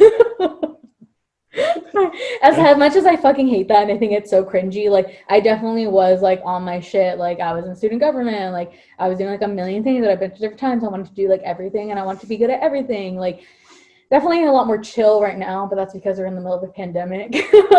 But when I was in college, that's how I was, and I really liked Molly's character. And I don't know if everybody acknowledges this, but the reason within like the first like 20 minutes of movie, I was like already sold on it, because in one of the first scenes, she's in the restroom, right? And then the people come in and then they're talking about like fuck, marry, kill, right? And then they're like Nico Haraga, his character, oh my god, so hot. He was like, oh yeah, I would totally fuck Molly, but she has like a butter personality. And I was like holding my breath when they were doing that, because I was like, please don't make a comment about her weight. Please don't make a comment about her weight. And then when they said butter personality, I was like, I like rose out of my chair. I was like, so it's not about her weight for what? Yep. I was like, it's about her personality. Yeah, like you can have a shitty personality and that's like a totally valid reason for someone not to want to fuck with you because they don't like your personality. But I hate when people are like, I don't want to fuck her because she's fat. Yeah. Because people do that still. Yeah, they do. All the time. Shit, I had that experience. Yeah, I've had so many bad experiences with men because I'm plus size, which we'll probably get into later. But that's like within the first 20 minutes of the movie, I literally was already like almost in tears because of how they were portraying Molly. Literally the entire movie, like no one mentions her weight at all. It's all about like her personality. And yeah, she does treat people very like mean sometimes and cold, and like that is a valid reason that she needs to get out of her shell. But I'm so glad they didn't weaponize her weight. And I just, wow, I was so touched by that. Yeah. I've been holding that in all day. No, I was going to bring up the exact same scene. Cause like literally exactly like you, like, I was like, they're going to say it. I was like, it's going to be just like all the other ones. And then they didn't. And then like Molly's weight is only brought up, you can say technically twice, but once explicitly, and it's a like blink and miss it. And it's the scene where they're as dolls, and Molly says it herself. All she says is, "Where's my chub?" Like, she says that herself. That's not even like negatively. It's just the one acknowledgement of her weight.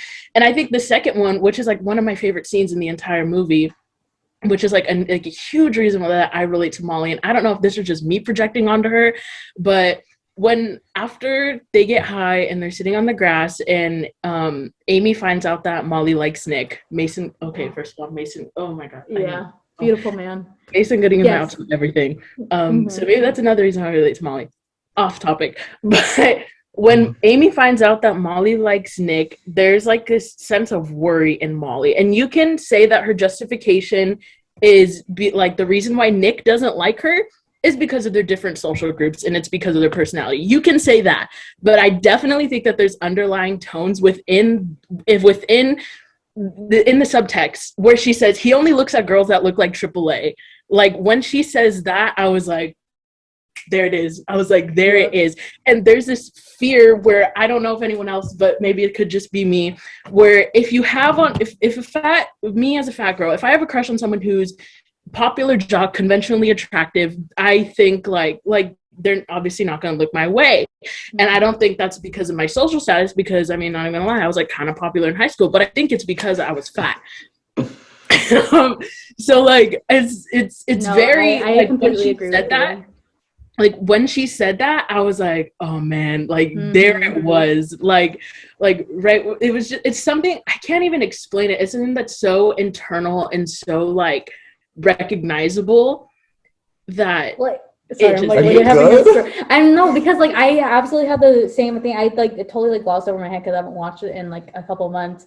Which like at one point I was watching it literally every other week. Oh no, I watched it like 5 times in 1 week once. Like no, the amount of times I watched it in the theaters is actually like gagging. Like well, tell us. It's crazy. Like I've definitely in theaters I probably watched it 10 times. Oh my god. Yeah. You also had free movies at the time, right? No, this was out. I think I just got any friend that I still had working in the movie theater. I was like, so you want to see Booksmart? Yeah. Every single friend. Sorry to all my friends at Regal if you're listening to this. I absolutely abused that power. I wasn't working at the theater time, but I watched it. I paid for it 3 times though, because I loved it so much. And you bought it, so they got their money. Yeah. And then I also went to like the little premiere, or not premiere, but like the ArcLight like talk. The Q&A. Yeah, I was at the Q&A.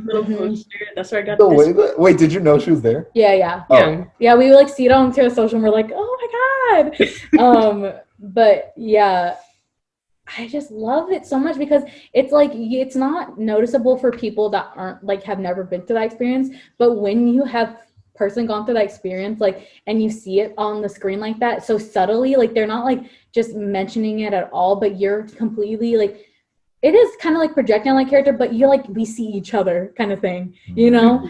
And it's so nice to like not have somebody just be exploited for their weight. Like it is just such a subtle thing, because sometimes it is like that. Like sometimes you don't want to like verbally say like, I don't think they like me because I'm fat. It's just like, you know it like deep down in your like soul, like they don't like me because they don't fuck with fat girls. Like, and it was just so refreshing to see like a show don't tell type of moment where like only the people that get it.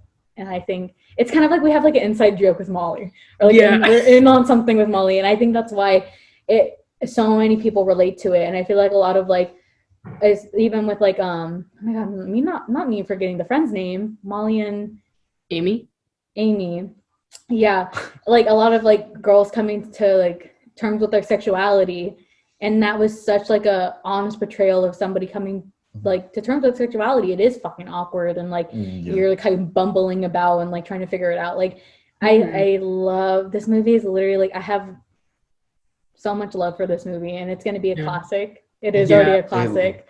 No, I can go on and on about it. And like I think also like the little scene that Molly has with Nick, and like where like you do get the thing like, oh, like maybe he is floating around. But even though she doesn't end up with Nick, she still gets no, oh my god, Mason Gooding. I'm sorry. I made a Nick from Booksmart fan cam like a few months ago. Oh my god, he's my everything. But I'm telling you, Mason Gooding is my absolute favorite person in the entire world. But like even the fact that she doesn't end up with Nick, she still gets a love interest. She still gets Jared.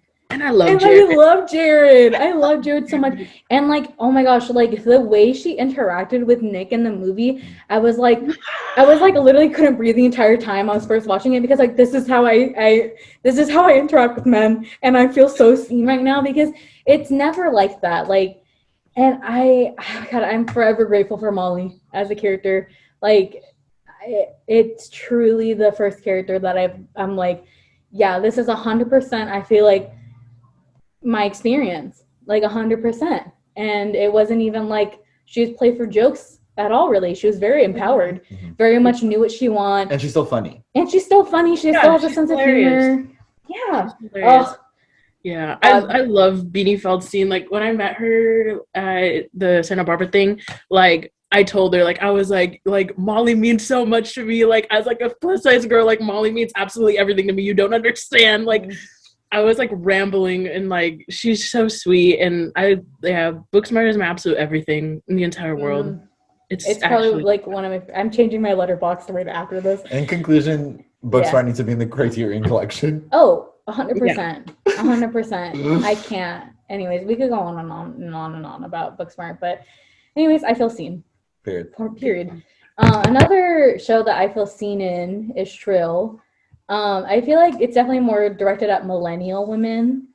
because they're a little bit older. So like some of the jokes are very much millennial humor, but like, you know, I can get past it. It's not too cringy to the point where I'm like, oh, okay. Yeah. But it's starring A.D. Bryant, and I think she created the show as well, and I think she writes some of the episodes. But I think the thing I loved about this show was like they focus a lot about the parental aspect of like how you perceive your weight and how you perceive yourself because of like what your parents treated you like about your weight. You know what I mean? Because like her mom in season 1, like it kind of like builds up to this blow up between like her and her mom, and she's like basically had the whole thing like, I hate myself because like you're projecting basically your fucking issues onto me because you also hate yourself because you've never been satisfied with the weight, basically. And then like season like 1 kind of ends off like with her mom like kind of like also having like a spiral, and like she literally fucking leaves to Vancouver and like comes back and stuff. So I think, and like it was like interesting to see. I really appreciate this because it's interesting to see like you can have like a quote unquote coming of age moment at any point in your life. Yeah. Like 80's character has it in the show, and then her mom also has it when she like literally runs away to Vancouver, and like it kind of shows like was just one scene, and it's very simple. I feel like a lot of people kind of like gloss over it, but like her mom's like just walking down a random street in Vancouver, and she sees this shop that like used to be like a fucking Indian restaurant, I think, or something, and she is looking into the new shop window, and she has like this reflection of like a cheetah print like scarf and like this big red hat on her, and I was just like, oh, okay, so this is symbolizing she's like coming to terms with like a new phase in her life. And she comes back with the red hat on, and I thought it was really cute. I don't know anybody else who has watched Shrell, so like I cannot confirm this to anybody, but that was just like my take on it. I still am like working on season 2, but I really like it. And also in season 1 there's like a scene where she goes to like this like pool party where it's all plus size women in bikinis, in one pieces, whatever they fucking want to, literally just fucking having the time of their goddamn lives. And I literally got emotional. I was like, this is so empowering to see just a bunch of like fat women like fucking owning their shit, especially at a pool party, because I feel like that's like a whole different fucking section of being fat and like going to the beach or going to the pool. Like it's such like a vulnerable experience, and it really like it's a really great scene because like at first she's like very, very awkward, obviously, but like she gets empowered by all these people around her, and then she ends up like getting in her bathing suit and like going into the water, which I love when movies have like that scene where the main character like jumps into the water because water like signifies this change. And like I just love that. Like in Booksmart, we even had it. Yeah. And she jumped into the pool. We love a good pool water scene. Like it's just like really good, and like it just fades out, and like you hear the crowd, but you also hear music. Like it's just very like a very calming space. I think water in movies is literally just, I love those scenes. Like Moonlight. Oh my god. Anyways, I recommend people to watch Shrill. And this is the second time you've recommended, so people get on it. I really fucking like it. I think it's a really good honest portrayal, and it's also really funny because A.D. Bryant is just a fucking funny woman. So yeah, I think we need more portrayals of that, and also her like owning her sexuality even when she's like a little bit older in life, and like being like the whole thing is just basically her like, because she's really shy really, but like she's becoming empowered and like speaking up for herself and like fucking finding her voice finally. And I think it was like really cool to see somebody like in their late 20s like doing that, because like I'm like in this weird spot in my life where I'm like, okay, well I finished college, like what the fuck am I supposed to be doing, like what? So it's just really cool. Anyways, the next thing is fat women being hypersexualized. You've kind of like talked about it throughout, but like if you want to like, elaborate a little bit on more. So I feel like when you re-examine like a lot of fat characters, and like not even just main characters and the ones that we've talked about, but like when you're really thinking about the like you like just side characters or anything in general, or how fat people are seen in general, they either have like no idea what sex is, or they're extremely hypersexual, and it's two sides of the coin, completely opposite. And the reason why they're incredibly hypersexual is because they most likely, or it's some sort of running joke that, oh, okay, fat people don't have sex, so of course they want it so bad because they have never experienced that like normal people do. For listeners, I did quotes for the normal, so but yeah, so it's like, and so I think it's very like Fat Amy, she's extremely hypersexual. I think like the joke, like I think, is it the first movie or the second movie where they're like apart, and there's like some like unforeseen joke where like she's like extremely rich and she has hot guys all around her like fanning her or something, and that's the second one. That's the second one. And like I've only seen the second one once. I don't know why I remember that so specifically, but like the fact, it's just like, oh, like she has this whole other like life where there's hot guys around her, like that's supposed to be funny. Like while they're like it's very confusing and very it's very confusing when you're in high school, or even me now, like just trying to figure out your sexuality and how like not all fat people are hypersexual. It's just that simple. And or I know we're talking about female body image, but I was watching Easy A the other day, or the other month. The heck, I was watching Easy A, and like, you know that scene where there's that fat guy who's at the pool and he's asking Emma Stone, and she's all like, no, you're disgusting, no one will ever believe you. Like I literally had to pause while watching that scene just because I started crying. Like I was like, oh my god, like I was like that's so like, it's horrible. It's horrible. I literally blocked it out when I watched it. When I had to watch it for female-led comedies, I got to that scene and I was like, I'm like, I'm just gonna pretend like I didn't hear that because it's just easier for me. It is. No, I agree. You know, and that's bad it's bad that we have to do that. Just like ignore that joke. Yeah. Happened. Like we should not have to. It shouldn't be there in the fucking first place. Yeah. Absolutely. And it's like that whole joke revolved around like, oh, this guy doesn't have a sex life. Like that's like, of course, that's why he wants people to believe him and everything. Like, it's just so horrible. And like, I think that like, yeah, I don't know how to continue this. You explained the thought completely. You explained it perfectly. Yeah, absolutely. And it's. I feel like sexuality in general is like so fucking hard of a topic. Like. Yeah. For people to work through in their own lives because everyone categorizes it differently and experiences it in different ways. But when you're fat and trying to explore your sexuality, there are so many more roadblocks, and like I'm sure there's other like gender performances and stuff, but like specifically I'm going to talk about my experience as a fat person, like with my sexual experiences. Like that's all I know. And it's just like I identify as a straight woman, right? And you're going to say I identify as a straight. Okay. Unfortunately, I identify as a straight. And men are disgusting. Men. Period. Thank you for coming, everybody. Yeah, and wrapping up.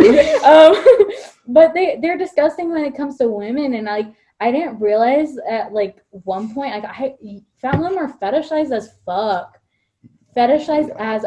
And also like, I don't know how to explain this to anybody. Every time I talk about like wanting to be in love and like wanting to be in like a long-term relationship, like I'm just like every time I talk to a guy, there's always like a fear within me that they're not going to want to be seen out with me. They don't want to be seen with me. They don't like, they just want me to keep me a secret, and they don't want to tell their friends about me and whatever. And like, oh my god, it makes me like so upset every time I think about it, because it's just true. And I like, there's nothing you can do to fix it. It's just like all I can do is like fix it with my own kids and like teach them that like it doesn't matter what somebody's body looks like, you have to love somebody for their personality type of thing. And it's just like it's hard to like talk to your friends, especially because like in my life I've never really had any like fat best friends.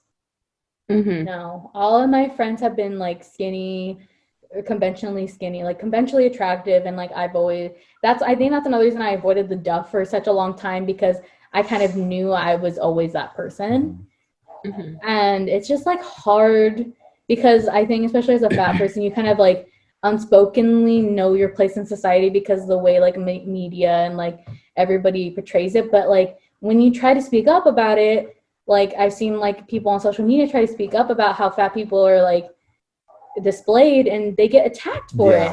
Oh my God. And it's just crazy to me. Like, how are you like, and I get like, yes, skinny people get skinny shaming is like a thing and like whatever, but it's like, how are you gonna just like compete those two things together? They're like different things, you know? Yeah, people love to like compare the issues, and I'm like, okay, we can agree that they're both an issue without comparing which one is worse. Yeah, exactly. It's not a competition of which one is worse. Like that. It's bad that both of them exist, but like the fact that like if I were to go on my fucking TikTok and on my Instagram account and talk about like my experiences of like fat phobia, which I honestly like I haven't really like had too many. I can count on one hand the amount of times I've been like not victimized, but like I guess bullied about my weight. And that's one time randomly I was like in middle school on the fucking side of the road and somebody like yelled out of their car window like, "Are you pregnant?" to me. And I literally had a breakdown on the side of the road and I had to go home, and it was in front of all my friends, and I was like mortified. I like didn't talk to anybody for like a week because I was so mortified by the experience. And then the other one was when I broke up with my first high school boyfriend and his friends called me fat. Mm-hmm. And they're like, it's whatever, like, it doesn't matter, she's fat, like, whatever. And I was like, I literally in front of you? No, yeah. I think it was in front of me or something. Like, I heard it. And I was like, I never had anybody call me fat to my face. And I was like, they didn't even do it to my face. They did it behind my back. And I was just like, whoa. That's interesting that like. And he did not stand up for me. We should have ended it on in our trash.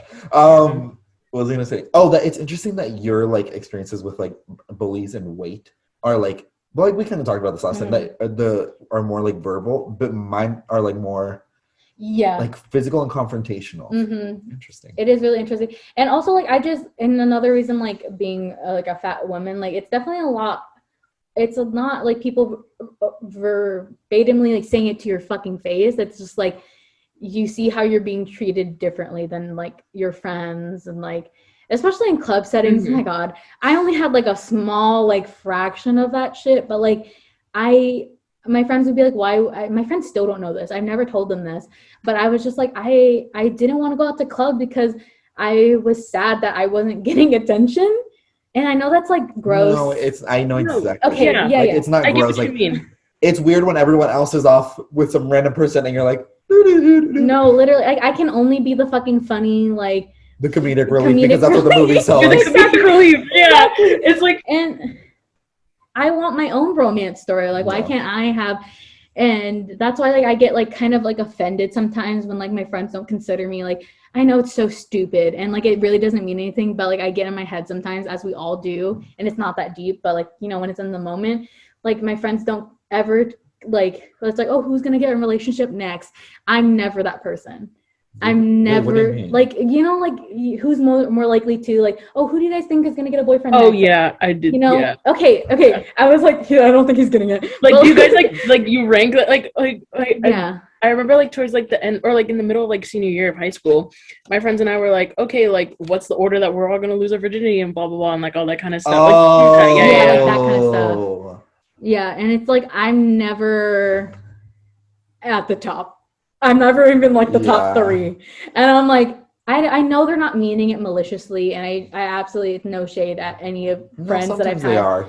Sometimes I don't. In my experience, they were malicious. Okay, but men are evil. Yeah. So it's different. Men are literally. Oh my God, they need like approved therapy. Like everyone should be required to go through therapy.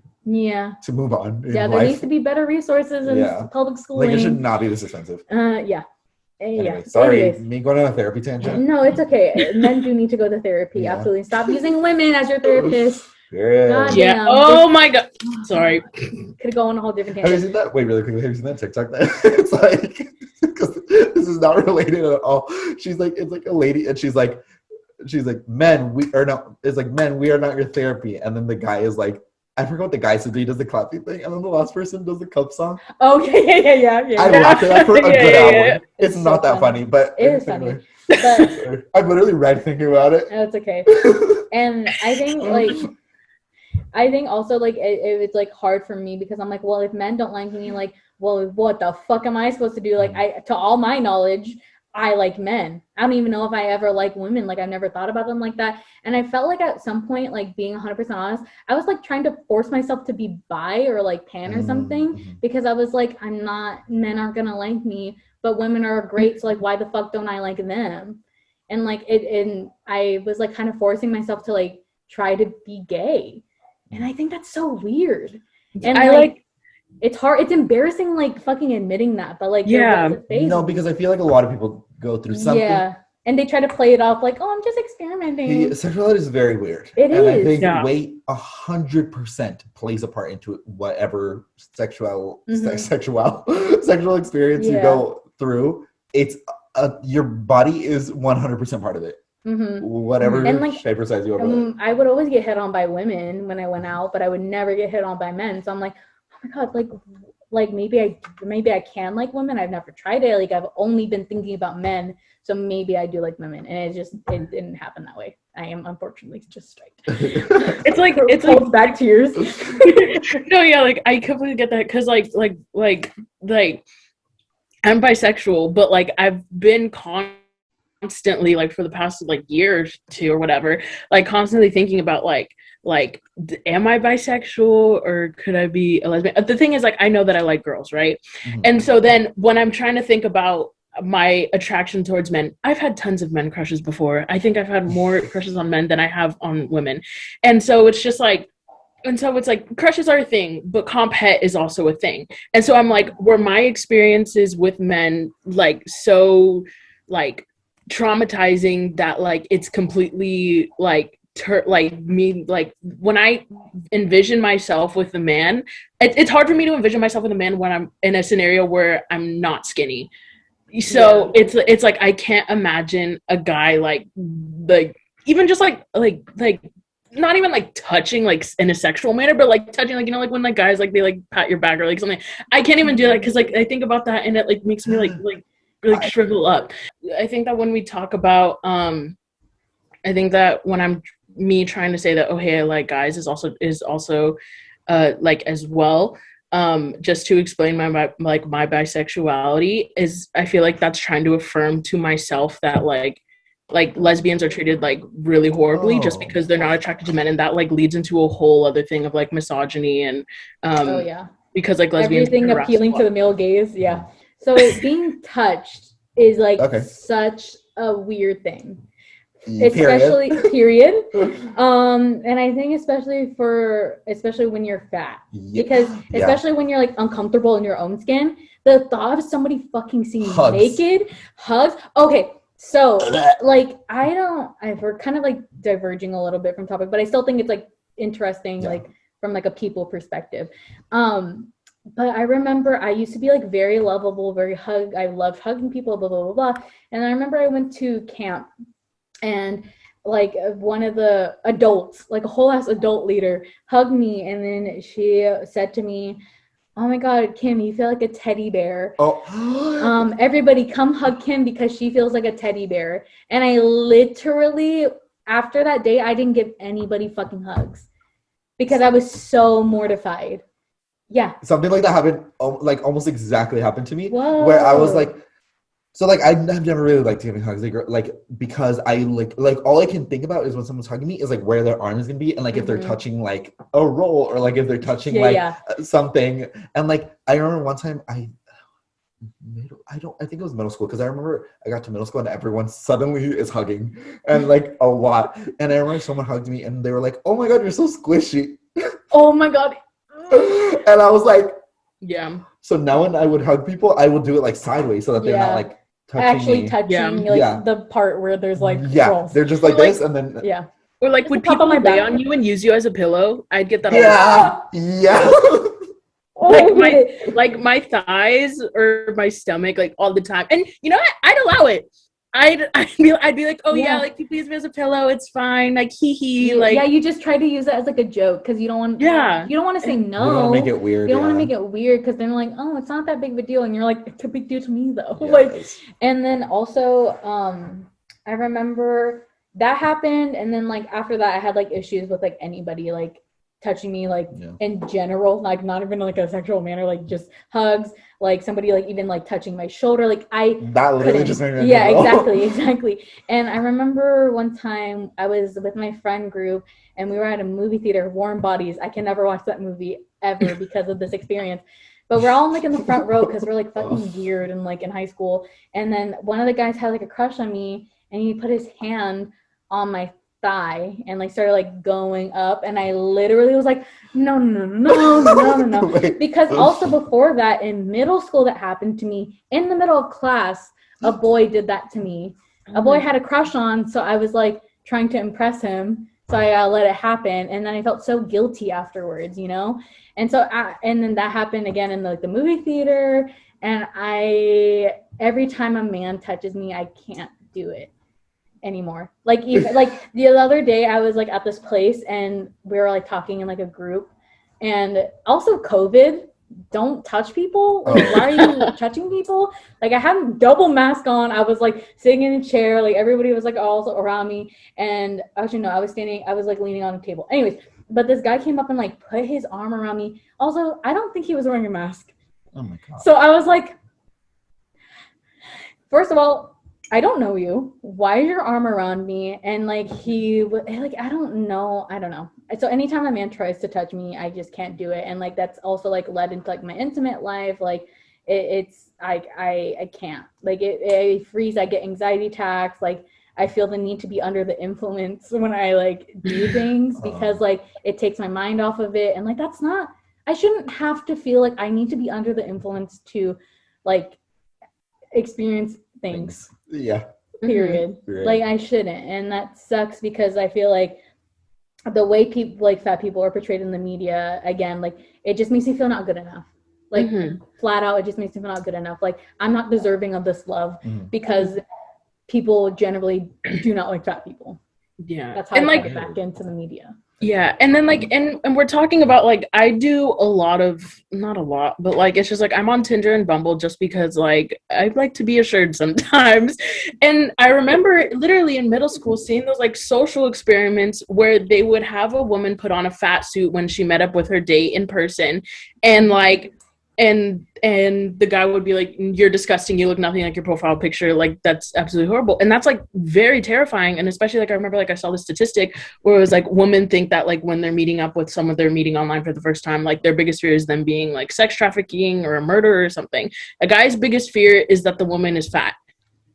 And so that is, and just knowing that, new fear unlocked.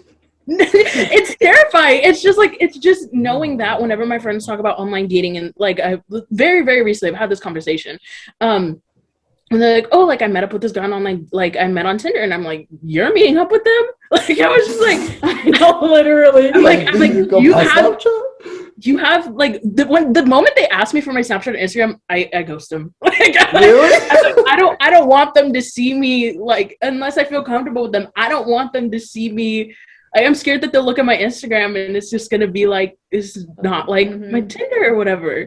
Yeah. And it's so scary, like when you're talking about like online dating in that aspect, it's the fact that like I could see this person in public and they're automatically just gonna be like, no. And you know, sometimes there are guys who are straight up tell you like no, like you're disgusting, like you're nothing like your like, and that's scary. You know what's even like worse is like when you get in the sexual experience and then they're like touching you and it's already like awkward enough that they're touching you and then they comment on your body. Like I've had that experience. Like men are like, oh my God, you're so fucking thick, and I'm like, no. I literally no. I've had men say that to me. Like when I'm like literally letting them touch my fucking boob, like. Or like touching my anything below my boob, I'm so fucking self-conscious about. Why would they? And yeah, I guess the blood left their brain. I think they think it's a compliment. No. And no. I just needed to. Also, when you said it in my head, I spelled it with the CC. I did too. I remember that happened, and I literally I shut it down after that. I was like, okay, as you bye, see ya. Like I don't want weird comment. I know, just weirdo. Don't. It's that's the part that makes me feel like fetishized. Well, he oh yeah, and also like don't even start fetishized. about Drake with the like big beautiful woman, like that type of thing, like, and what? like I don't know. I think it was just I don't know. It's just so weird how like when fat women are portrayed, and like they are hypersexualized by men as well. Yeah. Like they're really just used as objects and not even like a romantic option, and that's the thing. Like it sucks when I'm like on dating apps or like I'm literally meeting people for the first time, and like I'm like, well, I have to remind myself like they probably don't like me because I'm fat. I'm probably not a romantic option then Also, because I'm fat. I don't know. Sorry. No, okay, go ahead. No. Are you done? Yeah. Oh, well, it's the same thing kind of. But like, I don't know if you guys do this, but like when you're going, like when you're meeting someone, like like thinking about what you're wearing because you're like, okay, well, I know this shirt makes me look fat, so I'm not gonna wear this one. So because this one hides it a little better, so like the shape because of the way it fits. So then like, and I should. Oh my God, whenever I think about a guy, because this guy came over to my place one time, and I literally was like, I had to figure out how I'm gonna sit on the couch. Yeah. Literally every single aspect that like you don't realize that there are a lot of like subconscious things that you do. Like I wrote an article where I tried to list putting a pillow in front. Sorry. Like where I tried to list every subconscious thing that I do, but like have just become so used to it. Like you don't like what I'm like laying, like how I'm sitting, how I'm laying down. Literally, as I'm doing this right now, I'm like making sure like my head is like this. Like I'm like, I'm like it's so scary. Like you don't realize how often you do it, and I think that if we did see more like fat love interest in mainstream media, like not have to actively seek it out, like shit, I wouldn't be thinking like this. Like no, literally. Like I was like I watched 10 Things I Hate About You for the first time like in the beginning of quarantine, like in like March, like nearly a year ago.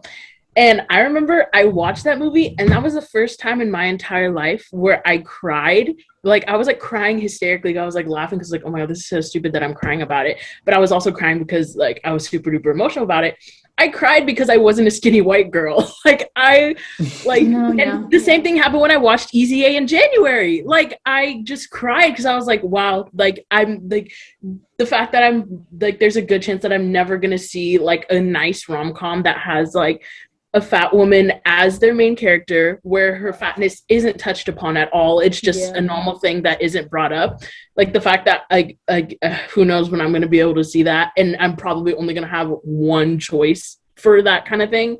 It sucked. I think it's like horrible. some movies that like they're like when they get in relationships, they're talking about like their fatness is like Hairspray. I literally was about to say that. And Dumpling, right? Yeah, Well, I don't know. Dumpling's a little less cute. Like Dumpling's cute. It's sweet. There are some problems, but I don't think it deserves like Hairspray, for example. Obviously, I love this movie. However, like even the lyrics where like Zac Efron is like Tracy, like he literally says, "Tracy, I'm in love with you, no matter what you weigh." And how much you weigh, yeah. Like. Zach, just say you love her and move on, please. Yeah. Like, I know you had to rhyme, but, like, I don't know. And, like, the thing with Hairspray is, like, it thinks it's doing so good for so many levels, and I truly don't think it did it right at all in any of them. No, and I loved this movie when I first saw it. I was obsessed with this movie. I was like, I am Tracy. Yeah. I will still secretly watch this movie. I still love this movie. It's one of my comfort movies. Yeah, Hairspray is such a huge white savior movie and just musical in general. And like, I remember because I did theater in high school, you know. So I remember we were trying to guess what our next musical was. And it was between Grease and Hairspray. And I remember everyone looked to me for Tracy. Everyone wanted me to be Tracy. And you know what? I was okay with it. I'm going to be honest. Tracy is still one of my biggest dream roles. I could belt Good Morning Baltimore however long I want. That's sad. But that's sad at the same time that we can only have Tracy. And especially in musical theater. Don't even start on musical theater. Oh, yeah. The only roles for fat women are mom roles. I think it was like, now I see the wrong that it does, especially in terms of like white savior trope.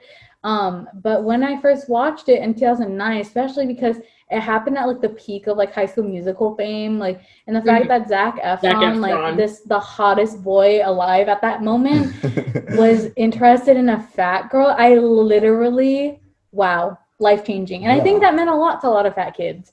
So I will give it that. Yeah. Absolutely. Yeah, I think it's like how we said the last episode, like you can enjoy things and still understand the problems. Like Hairspray, I love this movie. Yeah. Absolutely, there's a bunch of issues with it. But like if it helps some, like, I think you can update it too. I think the issue with like musical theater though is like it's they very don't want to like update it, yeah, we talked about this before. But like I definitely think Hairspray could give a little like more to Mabel and the other side. Like I definitely think that could be projected a little bit more. Hopefully we could do that, but I really don't know if the musical theater community would like that. But I think it's necessary. Like it actually is necessary to do that. Like, and it, God, I could go on a whole tangent about that. But yeah, I think it was cool to see Zac Efron love a fat girl. It made me so happy when I was. That's genuinely why it was one of my comfort movies, because I remember going to the theater. I've talked about this, like, and watching it and being like, wow. I think the last one I just kind of want to talk about was Sarah Burgess as a loser. Oh my God, I cannot express the amount of disappointment I fucking had with this movie. Like when it first was announced, I was like, oh my God, finally a fucking fat character that gets like a good cheesy love story. That's all I want. Like as simple as that. Can I have to all the boys I loved before, but large and be fat? Can I please just get that? Like, please. And then the Sarah Burgess was a loser, and I remember like gathering all my friends because I was so happy. I'm literally gonna cry about it. No. Not me literally about to cry about Sarah Burgess as a loser, but I literally gathered all my friends, and I was like, I'm so excited for this, blah blah blah blah, and like I was so excited to watch it all together because it was finally like I was having like a moment. Wait, was it a book? I don't know. Oh, okay. But then we watched it and I was like silent the whole time because it was so awful. Like in the movie, like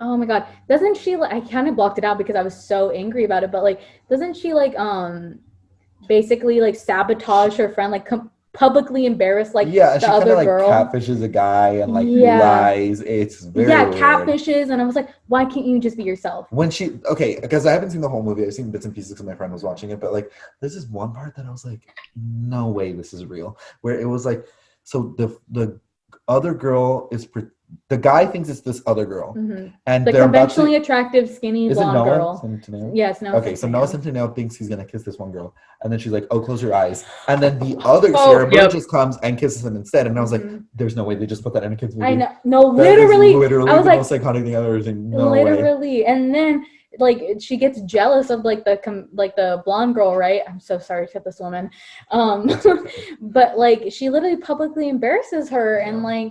I was like, are we supposed to fucking like Sarah Burgess? Like, what the fuck is this? She is a loser. Yeah, Sarah Burgess is in fact a fucking loser. Like, you're a loser if you fucking like she was basically a bully, and then tried to get mad at people for like feeling the way they did because they were embarrassed.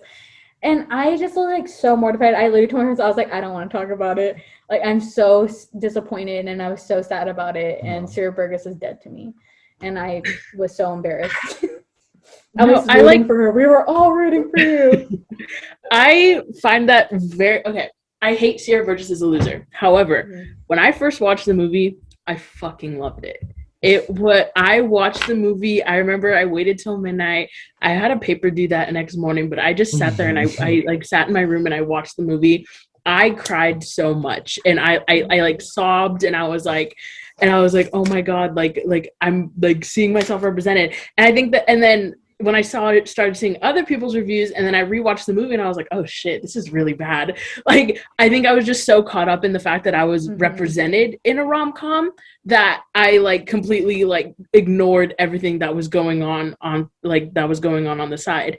And because I don't even remember like why I loved it. I think it was so hard. I've only watched it those 2 times. The first time, and I loved it the second time just so I could like acknowledge everything, like realize. And I haven't been able to get myself to watch it since, just because I was like, I'm like, I don't want to get back in that headspace where I was like, where I'm so caught up in the fact that I'm seeing a fat girl fall in love, and like, if that makes sense.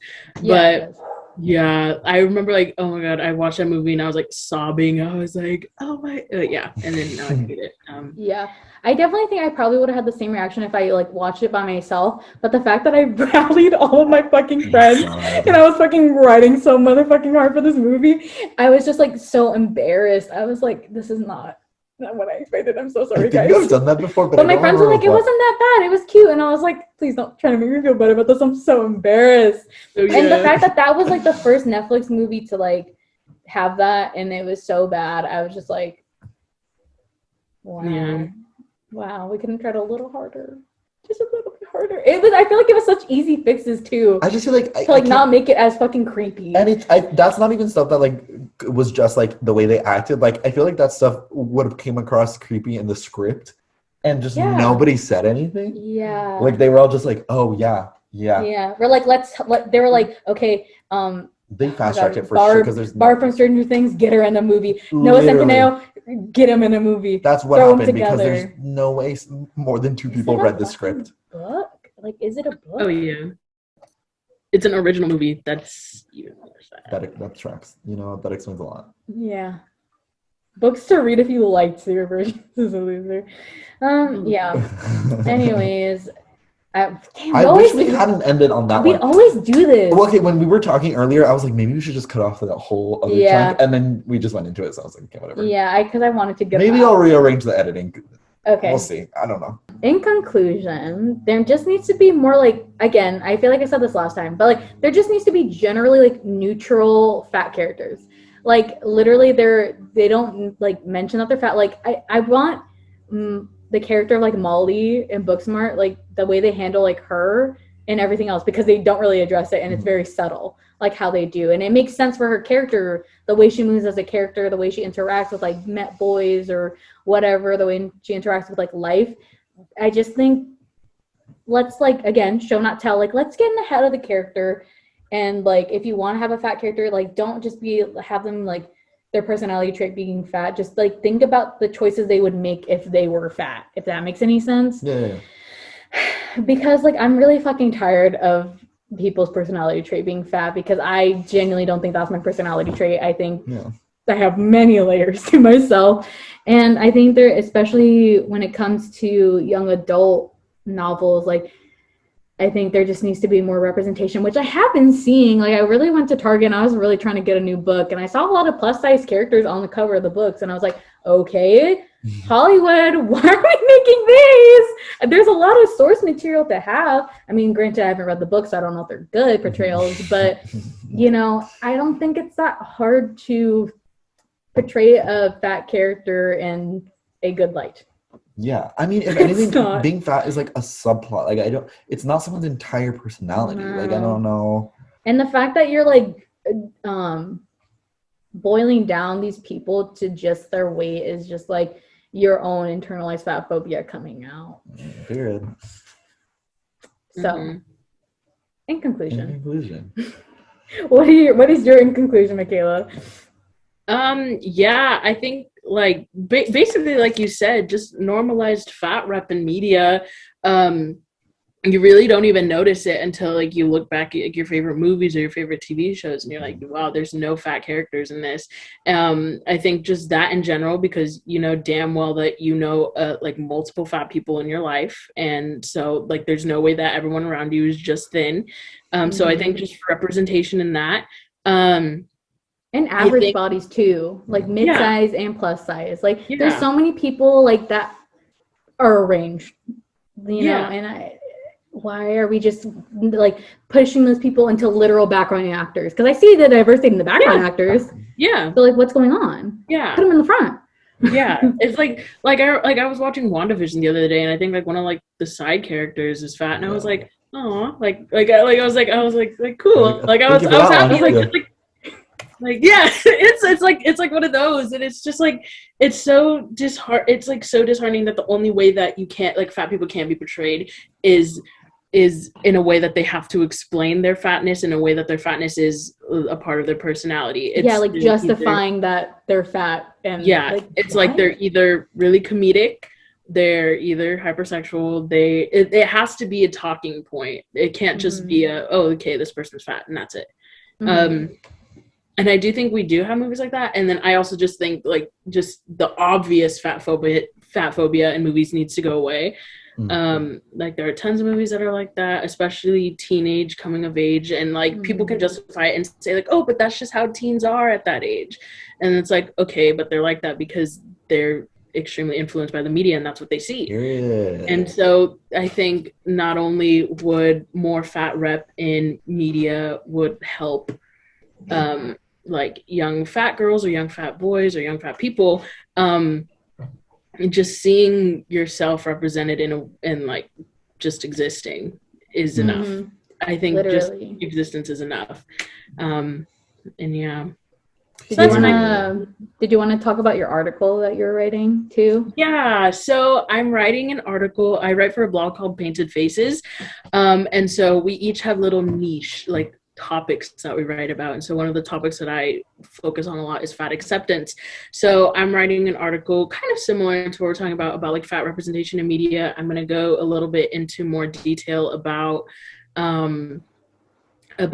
like women of color and fat representation, LGBT people and fat representation and the lack of it, or the tropes that come with it. I'm also going to be diving in like deeper into like the hypersexual trope and everything. So that should be coming out hopefully soon, once I actually start writing it. But yeah. And then anything else? Oh, sorry. I was literally about to do it. Really? Oh my god! Because you always do it, so I was like, I'll do it. Okay. But you'll be able to find all of this on our social media, so go check out our Hollywood. Mikayla will be tagged as well as Painted Faces, so you can keep up with all the cool stuff that she's writing about. And yeah. Thank you. I feel like really good about what we said today. Yeah. You know, because I think when we were preparing for this, it was like kind of heavy for both of us. Yeah, we both thought like I was like, I know I'm going to feel, because sometimes we record episodes and after I'll literally feel horrible. Yeah, we'll feel like drained. Yeah, and like last week when we did it, I was like, oh. Yeah, it wasn't that bad. Wasn't that bad. If anything, it was a relief to get it out. And I feel like it was the same with this one. Exactly, because it's not talked about enough. It really isn't. And like that's like, again, like our whole goal with this thing is just talking, our whole podcast is like just talking about things that kind of go under the radar, you know, and things that, again, like you can critique media but still enjoy it. And I think that's the whole point of this podcast in general. So with that, we'll see you next week, and thank you for following along with us in our two-parter about body image. And I hope this was like kind of cathartic for people to listen to. And you know, my DMs are always open if anybody ever wants to talk about it. I can just be a listening ear. Like really, I know how hard it is. Sometimes you feel alone. So yeah. All right, guys. I'll see you next week. Bye.